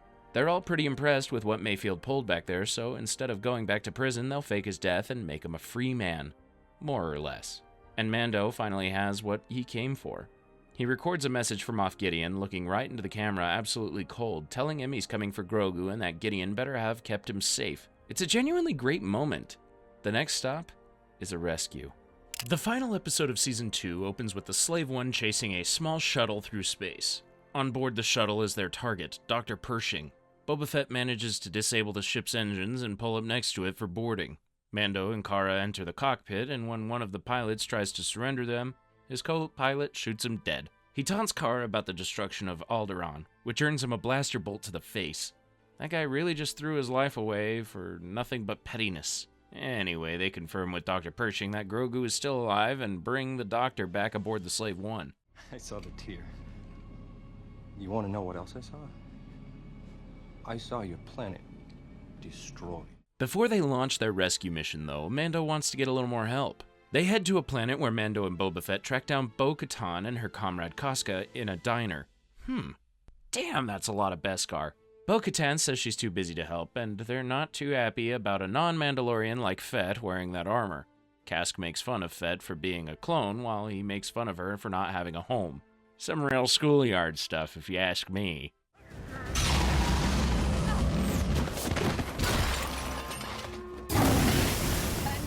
Ultimately, Bo-Katan agrees to help only if she can have both Gideon's ship and his darksaber to help her retake Mandalore. There's only one thing on that ship that Mando really cares about, so he agrees immediately. The plan is to have everyone but Boba Fett get onto Dr. Pershing's ship, pretend that they are Imperials being chased by the Slave One, and request an emergency landing on Gideon's cruiser.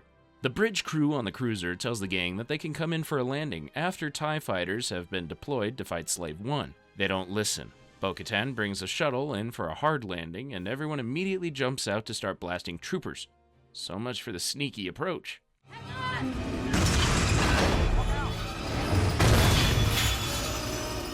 Now everyone heads to the bridge to take over the ship while Mando goes to the cells to look for Grogu.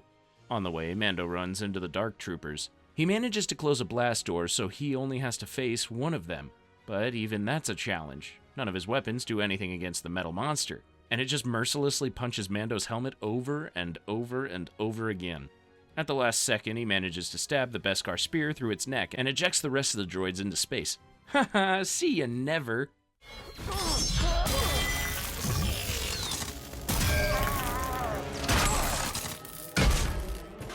The other team reaches the bridge and mows down all the remaining Imperials, but Gideon is nowhere to be found.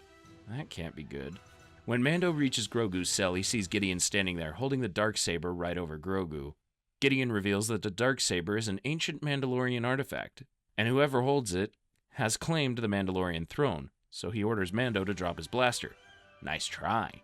When Mando refuses to bow down before him, Gideon tries a new strategy. He retracts the saber, saying that Mando can take Grogu because he already got some of his blood, and really, that's all he ever wanted.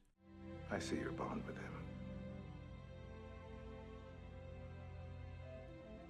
Take him. Of course, he immediately attacks with the darksaber once Mando's back was turned. With his lightsaber-resistant Beskar spear, though, Mando begins dueling Gideon, and honestly, it's not much of a spectacular fight. Gideon is scary, but he's no warrior. Mando soon has Gideon disarmed, but decides to keep him alive for information. Mando is reunited with his son and rejoins the others on the bridge with Gideon in cuffs. Mando tries to hand the darksaber over to Bo-Katan, but Gideon explains that he can't. The saber can only be wielded by someone who defeats its previous owner in combat, meaning Mando is now the rightful owner. The Mandalorians and their damn rules again. Just then, alarms sound. All the dark troopers that Mando ejected into space are flying right back in. I guess he forgot about the fact that robots don't really need to breathe in space. Gideon laughs, saying that even with the darksaber, Mando is no match for an entire platoon. He can't possibly beat them all.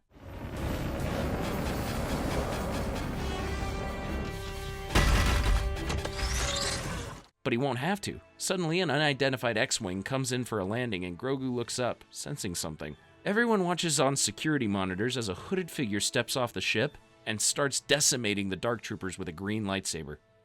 Could it be?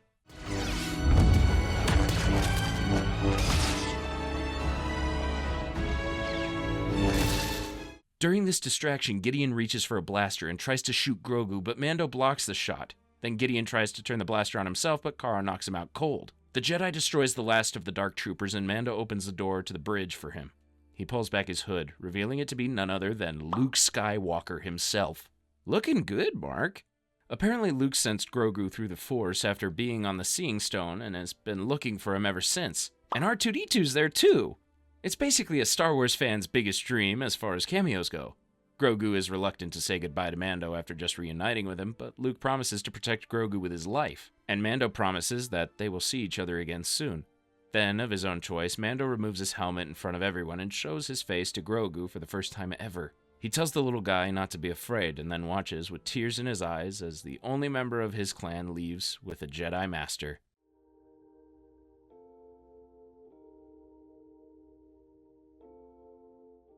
It's not goodbye. Just see you later. Now, in between seasons 2 and 3, we got a bit more of Mando and Grogu's adventures in the Book of Boba Fett, a spin-off series about Fett and Fennec becoming underworld kingpins on Tatooine. While not as acclaimed as The Mandalorian, the show includes a ton of familiar faces like Ahsoka and Cobb, so it's worth checking out. For our purposes, though, all you need to know is that Mando got a new ship and Grogu got some sweet Jedi training, and ultimately, though, Grogu decided to return to Mando instead of continuing to be raised by a Jedi. Also, the little dude is now rocking a sick new chainmail tunic. Oh, and it's revealed that the Armorer is still alive, which brings us to Season 3. The episode starts on an unknown planet where a Mandalorian initiation ceremony is taking place. A young Foundling is about to receive his helmet for the first time, and the Armorer is presiding over the whole thing. It's going smoothly until a giant armored sea creature comes crushing out of the water and starts eating people. Crazy, you know? The same thing kind of happened at my bar mitzvah.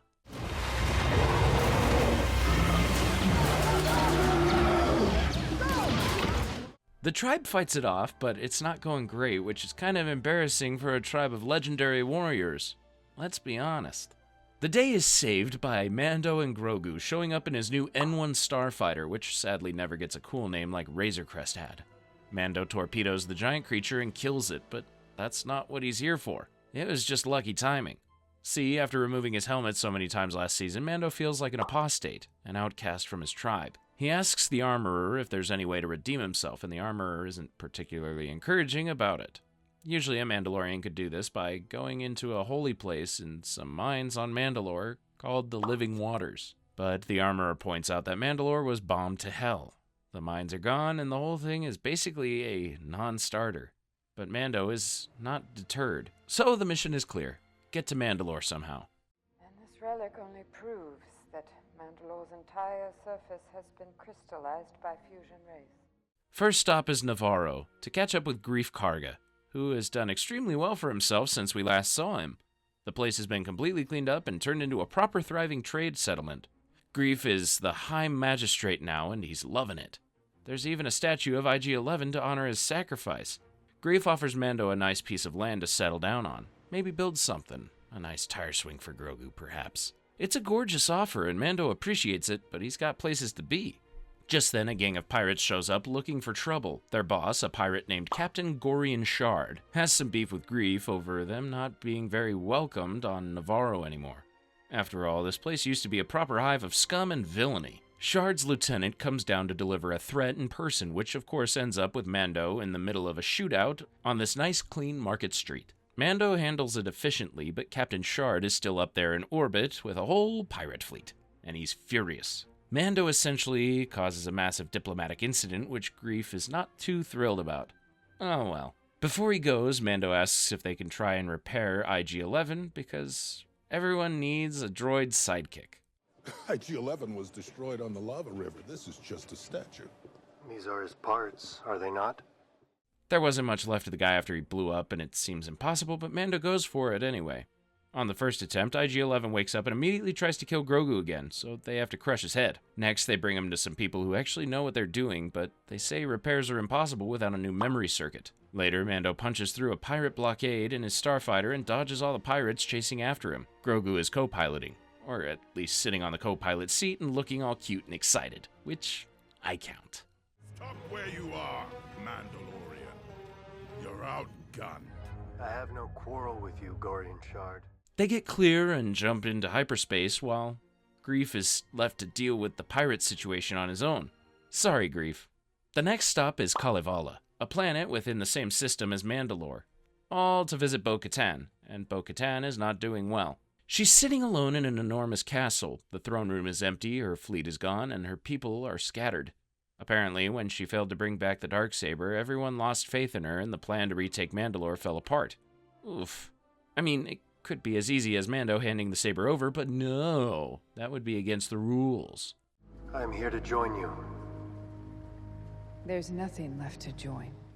Mando asks Bo-Katan about Mandalore, and she tells him the surface is supposedly cursed, poisoned, and polluted by the Empire, although nobody has actually gone down there to check. Bo-Katan tells Mando where the mines would be if they were still there, and Mando sets off for a homeworld that he's never been to. In the next episode, Mando makes one last pit stop before Mandalore. On Tatooine, Peli is still working hard as a mechanic, only now she's running a scam with the Jawas. The Jawas strip poor suckers' ships for parts. Peli fixes those ships up, and everyone profits. The starfighter comes in for a landing, and Peli is overjoyed to see Grogu again. Mando says he's looking for a memory circuit for IG-11, but sadly neither Peli nor the Jawas have any idea where he could find one. Peli offers a droid called R5-D4 instead, which basically looks like an older model of R2-D2, and seems straight up traumatized. The droid is literally shaking, and it seems like it really does not want to go on an adventure. But of course, Mando takes it anyway. Next, Mando descends the starfighter through the scary, stormy atmosphere of Mandalore. They land in a clearing and send out the R5 unit to test if the air is indeed poisonous. Of course, the droid runs away immediately. And to make things worse, the bombing of Mandalore has created some kind of electromagnetic interference. It causes the ship's systems to flicker, and they soon lose track of R5 on the radar, so Mando is going to have to go out there himself. Don't be a baby. He pressurizes his helmet and enters a nearby cave where he can see the ruins of a city. Suddenly, he's attacked by primitive reptilian creatures with clubs. Mando tries using the lightsaber against these foes, but it's not very effective, almost as if the weapon is rejecting him somehow. It's still good enough to take care of these grunts, though. He takes out the creatures, finds R5, and returns to the ship. Mando then checks R5's data and luckily confirms that the air outside is safe to breathe. Now, Mando and Grogu return to the cave and descend into the lost city. Making their way through the ruins, Mando gets distracted by some Beskar armor on the ground, and is caught in a trap. A massive robotic spider tank traps Mando in a cage and places him on a spit where they can cook him up real nice. The tank is being controlled by another, smaller robot creature. Hey, you'd be surprised at the ecosystems that can form in an abandoned planet like this.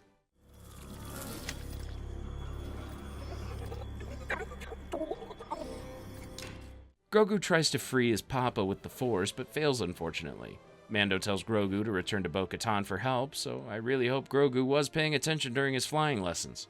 The little guy races his floating cradle back to the surface. Force pushes a reptilian out of the way and takes off in the starfighter. When Bo-Katan sees the starfighter coming in, she says, "Let's get rid of him once for all," which is very ominous. But her tune changes when she sees Grogu was the only one on board. Grogu tries his best to communicate that Mando is in trouble, and Bo-Katan uses the data from R5 to find out exactly where to go. They all get in Bo-Katan's ship and return to the cave. Bo-Katan is amazed that the surface is not as poisoned and as uninhabitable as she thought. She fights some of the reptilian creatures and recognizes them as Alamites.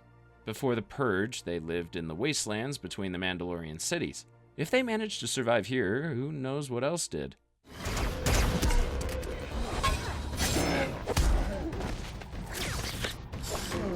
Meanwhile, Mando is getting his blood sucked out.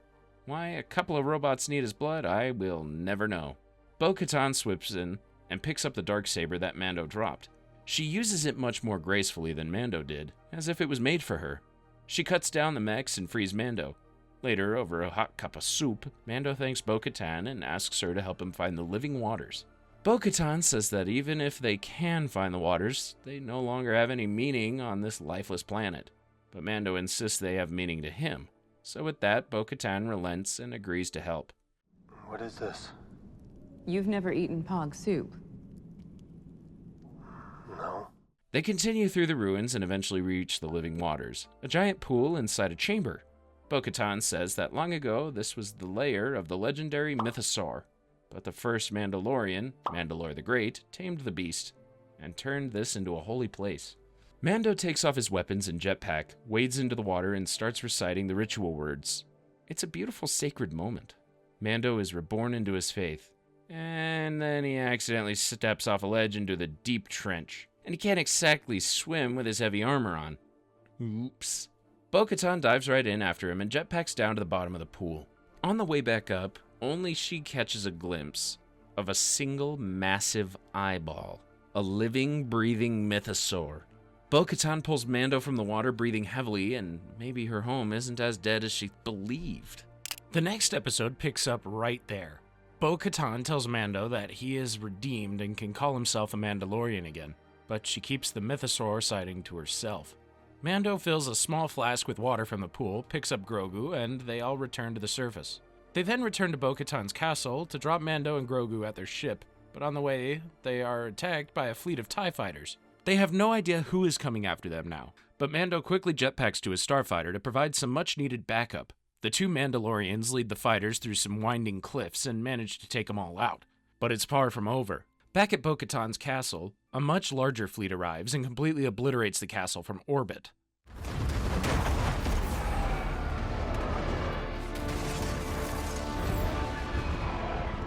Bo-Katan is furious, but Mando convinces her that there are way too many ships for them to take on, so they reluctantly warp out of there. We then jump to the planet Coruscant, capital of the New Republic, where someone unexpected is making a speech to a filled auditorium. It's Dr. Pershing speaking about the great benefits of the Republic's new amnesty program.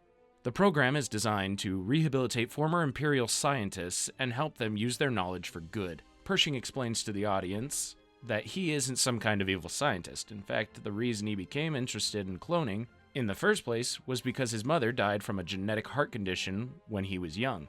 Oh. The audience eats it up, and they all pat themselves on the back for being such good people.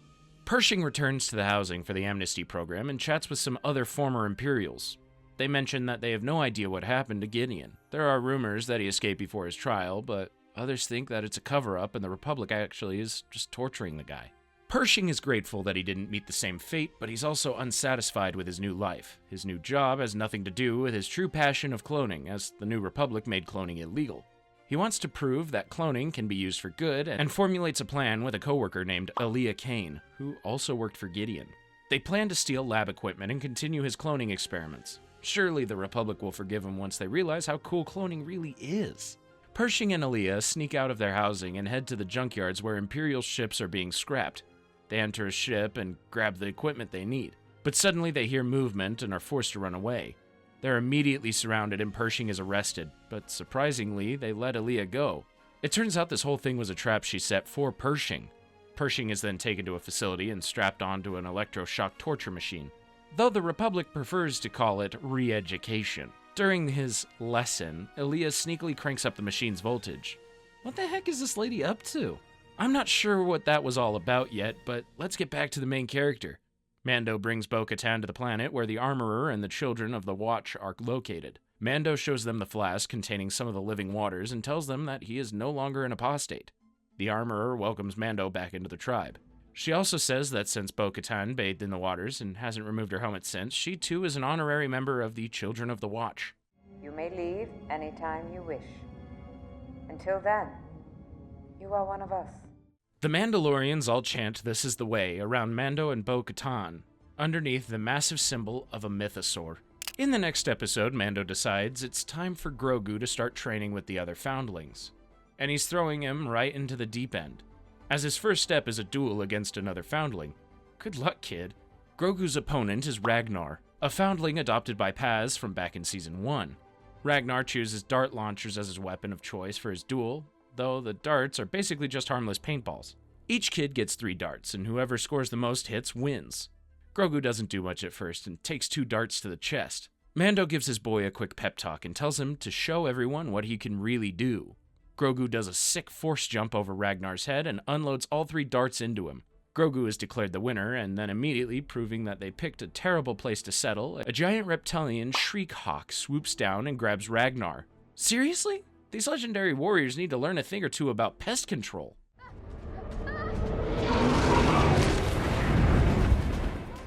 Mando is about to shoot the bird, but Paz says it's too risky and they should follow it back to its lair instead. They chase it on their jetpacks, but the Shriek Hawk flies so far that they eventually run out of fuel. Paz laments that the bird always gets away. You mean this has happened before? You're absolutely sure that this is the way? They return to the others, and Bo-Katan assembles a war party to go save Ragnar, which of course includes Paz and Mando. Meanwhile, the Armorer brings Grogu into the forge, and she reveals that it's actually a special place that can reveal weakness. As she pounds a piece of metal, Grogu has a flashback to his time at the Jedi Temple, as an even more baby Yoda. When the temple was attacked, many Jedi died trying to protect Grogu. He was ultimately taken off the planet by the only other survivor, a Jedi named Helleran Beck. Take the ship. It's fueled and ready to go. Come on.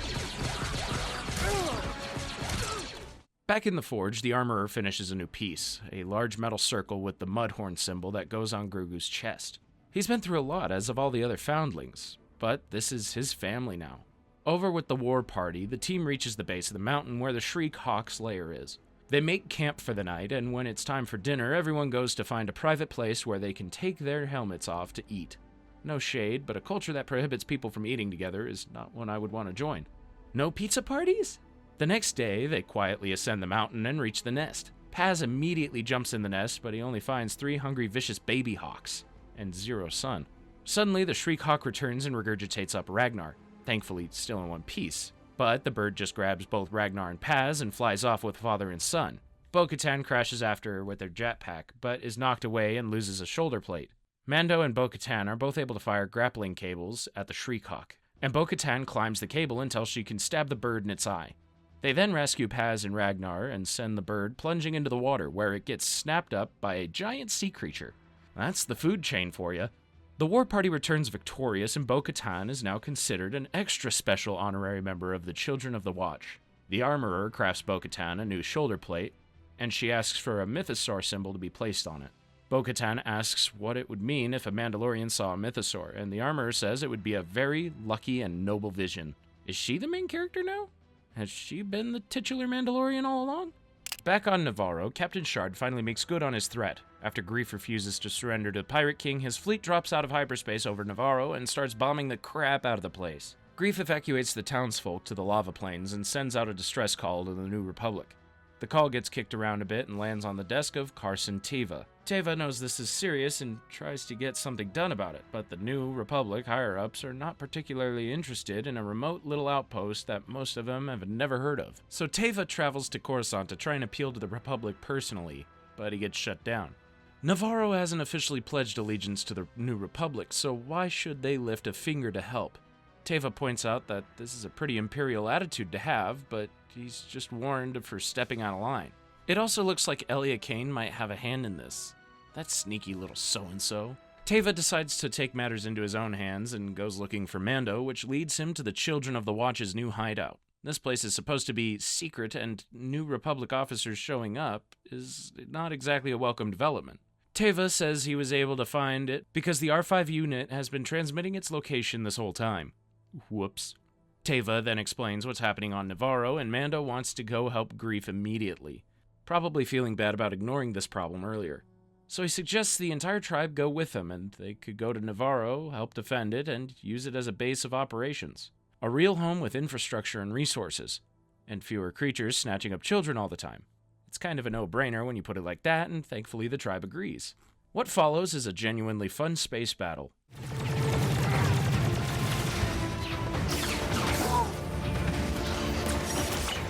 Mando engages the ships in space while Bo-Katan brings the warriors to the surface to fight off the pirates on the ground. Bo-Katan is clearly operating at a noticeably higher level than when she was moping in her castle. Spending time with her people has put her in her element, and it shows. Anyway, Captain Shard isn't willing to retreat or surrender. He pushes his ships forward into the fight, even as it's falling apart around him.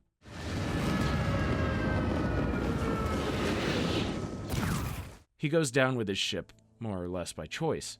A slightly more dignified exit than you might expect for a giant fish pirate. With the battle won, Greef makes a lovely speech welcoming the Mandalorians to their new home on Navarro. Bo-Katan then pays a visit to the armorer who's setting up shop in her old forge. The armorer tells Bo-Katan to take off her helmet. Bo-Katan hesitates, but the armorer assures her that it's okay.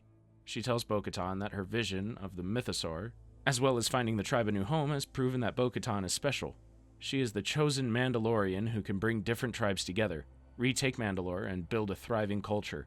This is the way. To cap off the episode, Carson Teva is poking around out in space and finds the wreckage of a New Republic transport that's been ambushed.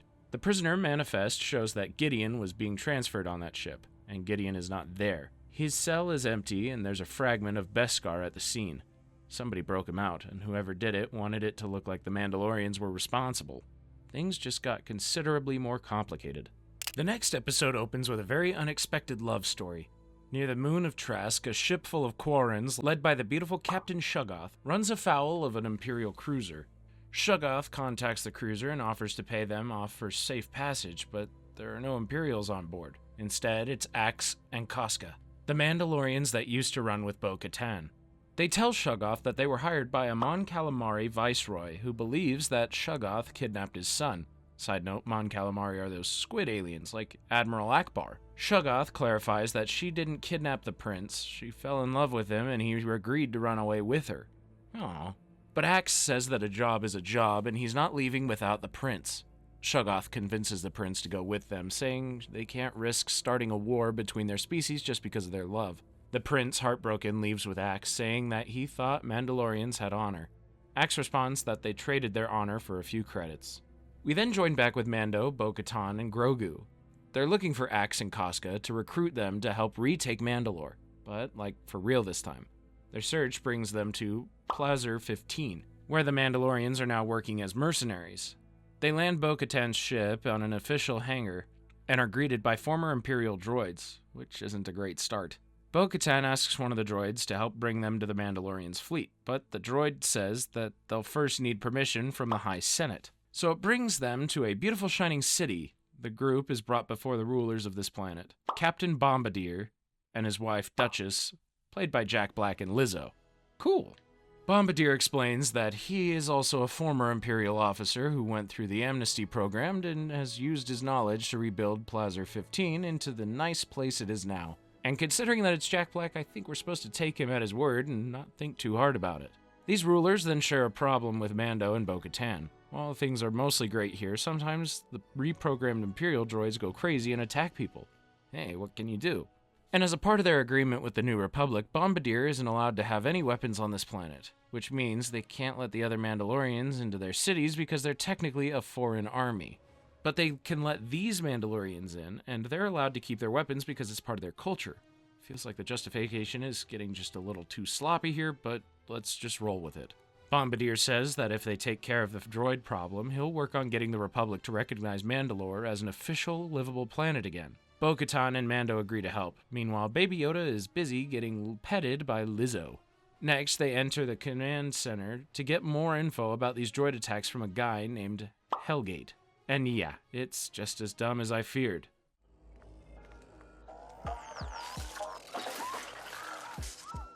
Apparently, while there is a failsafe that could just turn all these droids off at once, the citizens voted against using it. See, droids do literally all the work on the planet so the people can just chill and have fun. Without their droid servants, they would literally be helpless. This is getting way too real. Then they visit the only people who don't get to chill on this planet, the Ugnaughts who fix the droids. They're hostile at first, but when Mando name drops good old Queel, the Ugnaughts treat him like an old friend. The chief of the Ugnaughts provides them with a list of the malfunctioning droids. They head to the docks to find the first one, and Mando just starts pushing around random droids until he finds one that fights back. The unit, a B-2 battle droid, runs away, so Mando and Bo-Katan give chase. They end up destroying the unit, but Bo-Katan finds a card for a droid bar called the Resistor. Wait, droids have their own bars? So the Mandalorians, deep into a job that seems way below their pay grade, visit the droid bar. There, they learn that each of the malfunctioning droids came here and ordered the same drink, a lubricant that is supposed to help prevent rusting and deliver particles that refresh their programming. Interesting. Next, they head to a lab to check out the remains of the droid that ran from them. They learn that the particles from the drink are actually nanodroids, infecting them and forcing them to go haywire. The signature on the nanodroids leads them right back to the head security officer, Hellgate. I knew it! You don't cast Doc Brown unless he gets a juicy villain role. They confront Hellgate and reveal what they know, but he threatens to activate a protocol that would turn all the droids on the planet against the civilians. He's not doing this in the name of the Empire or the Republic. He's an old-school separatist who worships Count Dooku, and just wants to cause chaos here. Don't make me do it. There's no way out, Commissioner. Give yourself up. But thankfully, Bo-Katan shoots a dart and stuns Hellgate before he can activate the attack protocol. Whew. Mando and Bo-Katan go back to the planet's rulers who are playing some dumb lawn game with Grogu. Hellgate gets exiled to the moon, and the Mandalorians receive a key to the city, and Grogu is knighted. Well, that was an interesting detour, but now they can finally meet up with Axe and Casca.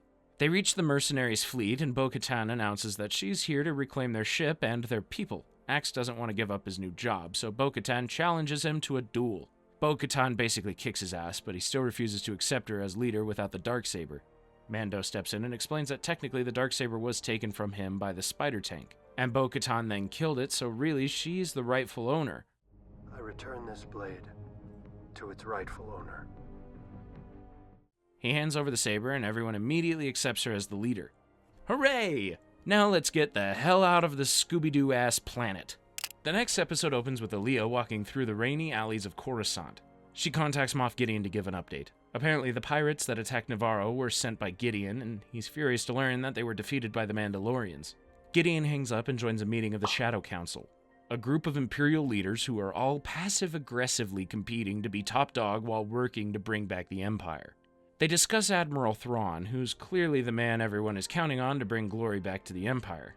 Gideon convinces the Council to devote resources to stop the Mandalorians from retaking their homeworld. That way, they can prevent them from becoming a problem in the future. Meanwhile, on Navarro, the Mandalorian tribe is settling in nicely, and Bo-Katan has been doing some diplomatic legwork, reaching out to other scattered Mandalorian factions about the possibility of returning to Mandalore together. The Armorer gives this mission her blessing, and even the most skeptical members of the tribe seem excited about it. Going home, it's a powerful idea for a people who have been living in hiding for years. Also, Greef reveals that he used IG-11's remains to build IG-12, an identical droid that is silent, personality-free, and will make a perfect nanny/mech suit for Grogu. Hell yeah. Grogu is too young to operate heavy machinery. Maybe when he's older. No. What do you mean, no? Next, they head for home. A fleet of Mandalorians, including a bunch of different factions setting aside their differences, jumps to Mandalore together. But it's named characters first. So Bo-Katan leads a scouting party with Mando, Grogu, Axe, Casca, Paz, and the Armorer on the surface. They meet a small group of Mandalorians who managed to survive down there all this time. Bo-Katan apologizes for never coming back to them and begins to doubt that she can lead all these different tribes. Mando assures her that he doesn't follow her because of any prophecy or faith, but because she's an honorable, loyal warrior. The next day, the Armorer brings the weakest of the survivors back to the fleet, while the other survivors lead the way towards the seat of Mandalore's power, the Great Forge. After narrowly escaping a dragon-like creature, the group enters a cave that leads all the way to that Great Forge.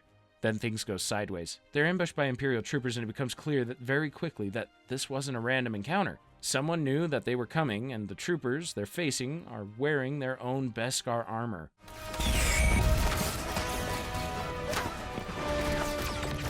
Axe escapes to get reinforcements from the fleet, and the troops start to retreat. The Mandalorians chase the troopers into an underground Imperial base, but it's a trap. The door closes behind him, Mando gets separated from the others and is restrained by a platoon of troopers. And then the big reveal. Moff Gideon flies down in a suit of armor that looks like it was built from Beskar, Dark Trooper armor, and his personal emo aesthetic. He declares that he will take Mandalore for himself and use their Beskar to create his own evil tribe of Mandalorians to help him take over the galaxy. Mando is taken away, and Gideon tells his men to launch their ships and destroy the fleet above. It's the Great Purge of Mandalore Part 2, Electric Boogaloo. Gideon orders Bo-Katan to give up the Darksaber, and when she refuses, he orders his troopers to open the blast door and gun everyone down. Bo-Katan quickly uses the saber to cut a hole in the back door so everyone can escape. Only Paz stays behind to make a heroic last stand, firing until his blaster literally melts, then fighting with his bare fists.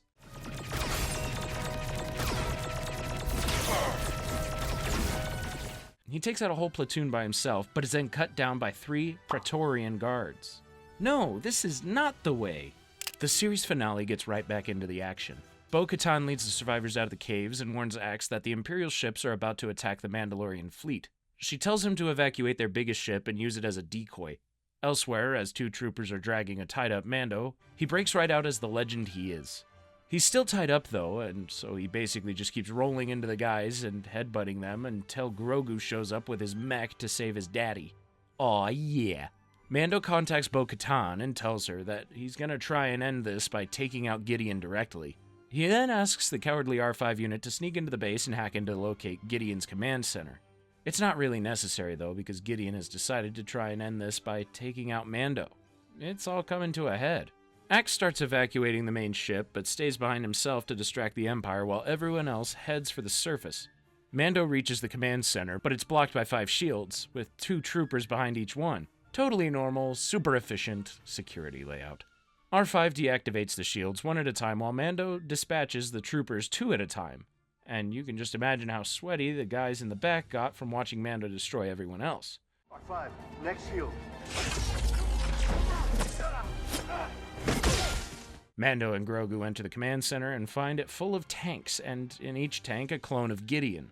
This whole time, this narcissistic bastard was only really interested in cloning himself. Suddenly, one of the clone's eyes shoots open in a horror movie jump scare moment, but Mando sabotages the controls so the tanks all burst. Good, because just one of him is too many. The Mandalorians who've been living on this planet for years lead Bo-Katan and the others to a beautiful cave filled with lush green plants. The planet isn't completely cursed and polluted. Under the surface, there are plenty of gorgeous caves like this. The plants here are native to Mandalore, and they haven't been seen in centuries. Bo-Katan then starts to believe that they can not only retake the planet, but unite all the different tribes and make them stronger than ever. Meanwhile, Mando and Grogu are confronted by Gideon, furious about what they did to his clones. He explains that his goal all along has been to use Grogu's blood to create clones of himself that could use the Force, but Mando ruined that plan with a single button. Shouldn't have made your controls so easy to sabotage, bro.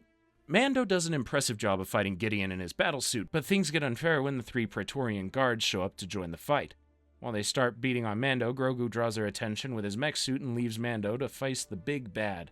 The Praetorians then slice the arms off the IG-12 suit, but Grogu just force jumps and starts leaping around the lighting fixtures, giggling all the while. Mando is fighting Gideon while Bo-Katan flies in and tells Mando to go save Grogu. Bo-Katan draws the darksaber and Gideon pulls out a purple Beskar lightning staff. I gotta say, at first I thought this dude was just a low-rent Darth Vader, but he's actually looking imposing as hell in this moment. Mando fights all the Praetorians, and with some Force assistance from his boy, he takes them all out. At the same time, Axe is still on the main ship that the Imperials are targeting. It's going down fast, and he's aiming right at the Imperial base. This is gonna be big. Gideon then suddenly crushes the darksaber's handle with his fist and knocks Bo-Katan to the ground. He tells her that the Mandalorians are weak without their trinkets, but she responds that they are strongest together. Mando shoots Gideon in the back, and together they force him to the edge of a cliff. Right then, Axe abandons ship as the massive cruiser slams into the Imperial base. Gideon is consumed by the inferno from the exploding ship, while Grogu creates a force barrier around Mando and Bo-Katan to protect them from harm.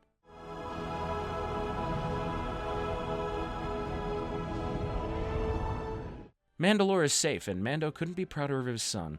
Sometime after this massive victory, the Mandalorians are holding a ceremony in the Living Waters. The Armorer inducts Ragnar as an official member of the tribe. When Mando shows up and asks for Grogu to be inducted, the Armorer says that since Grogu is too young, dude, he's literally 50, she would need his parents' permission. Mando says that won't be a problem because he's officially adopting Grogu as his son.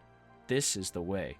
After the ceremony, Bo-Katan reignites the flame of the Great Forge, and things are looking very bright for the future of Mandalore. Mando and Grogu then go visit Carson Teva with a proposition. Mando wants to keep being a bounty hunter, but in a more legitimate way, helping the Republic track down remnants of the Empire. Teva agrees, but says they'll have to keep the agreement secret from higher-ups in the Republic. We then jump ahead and see Mando and Grogu have a beautiful home on Nevarro, where they live in between jobs. And they found a way to repair IG-11, who serves as the new Marshal of Nevarro. This, of course, isn't the end of all the troubles for the galaxy, but for now there is peace. Mando watches happily as his son Grogu levitates a frog. Well, that was the entire story of The Mandalorian. It's kinda sad when you realize Grogu will still be a baby when Mando is an old man, but let's try not to think about it for now. Please, I invite you to click on these links to watch another one of our videos. Please like, subscribe, comment, do all those other awesome things you people do, and I will see you next time.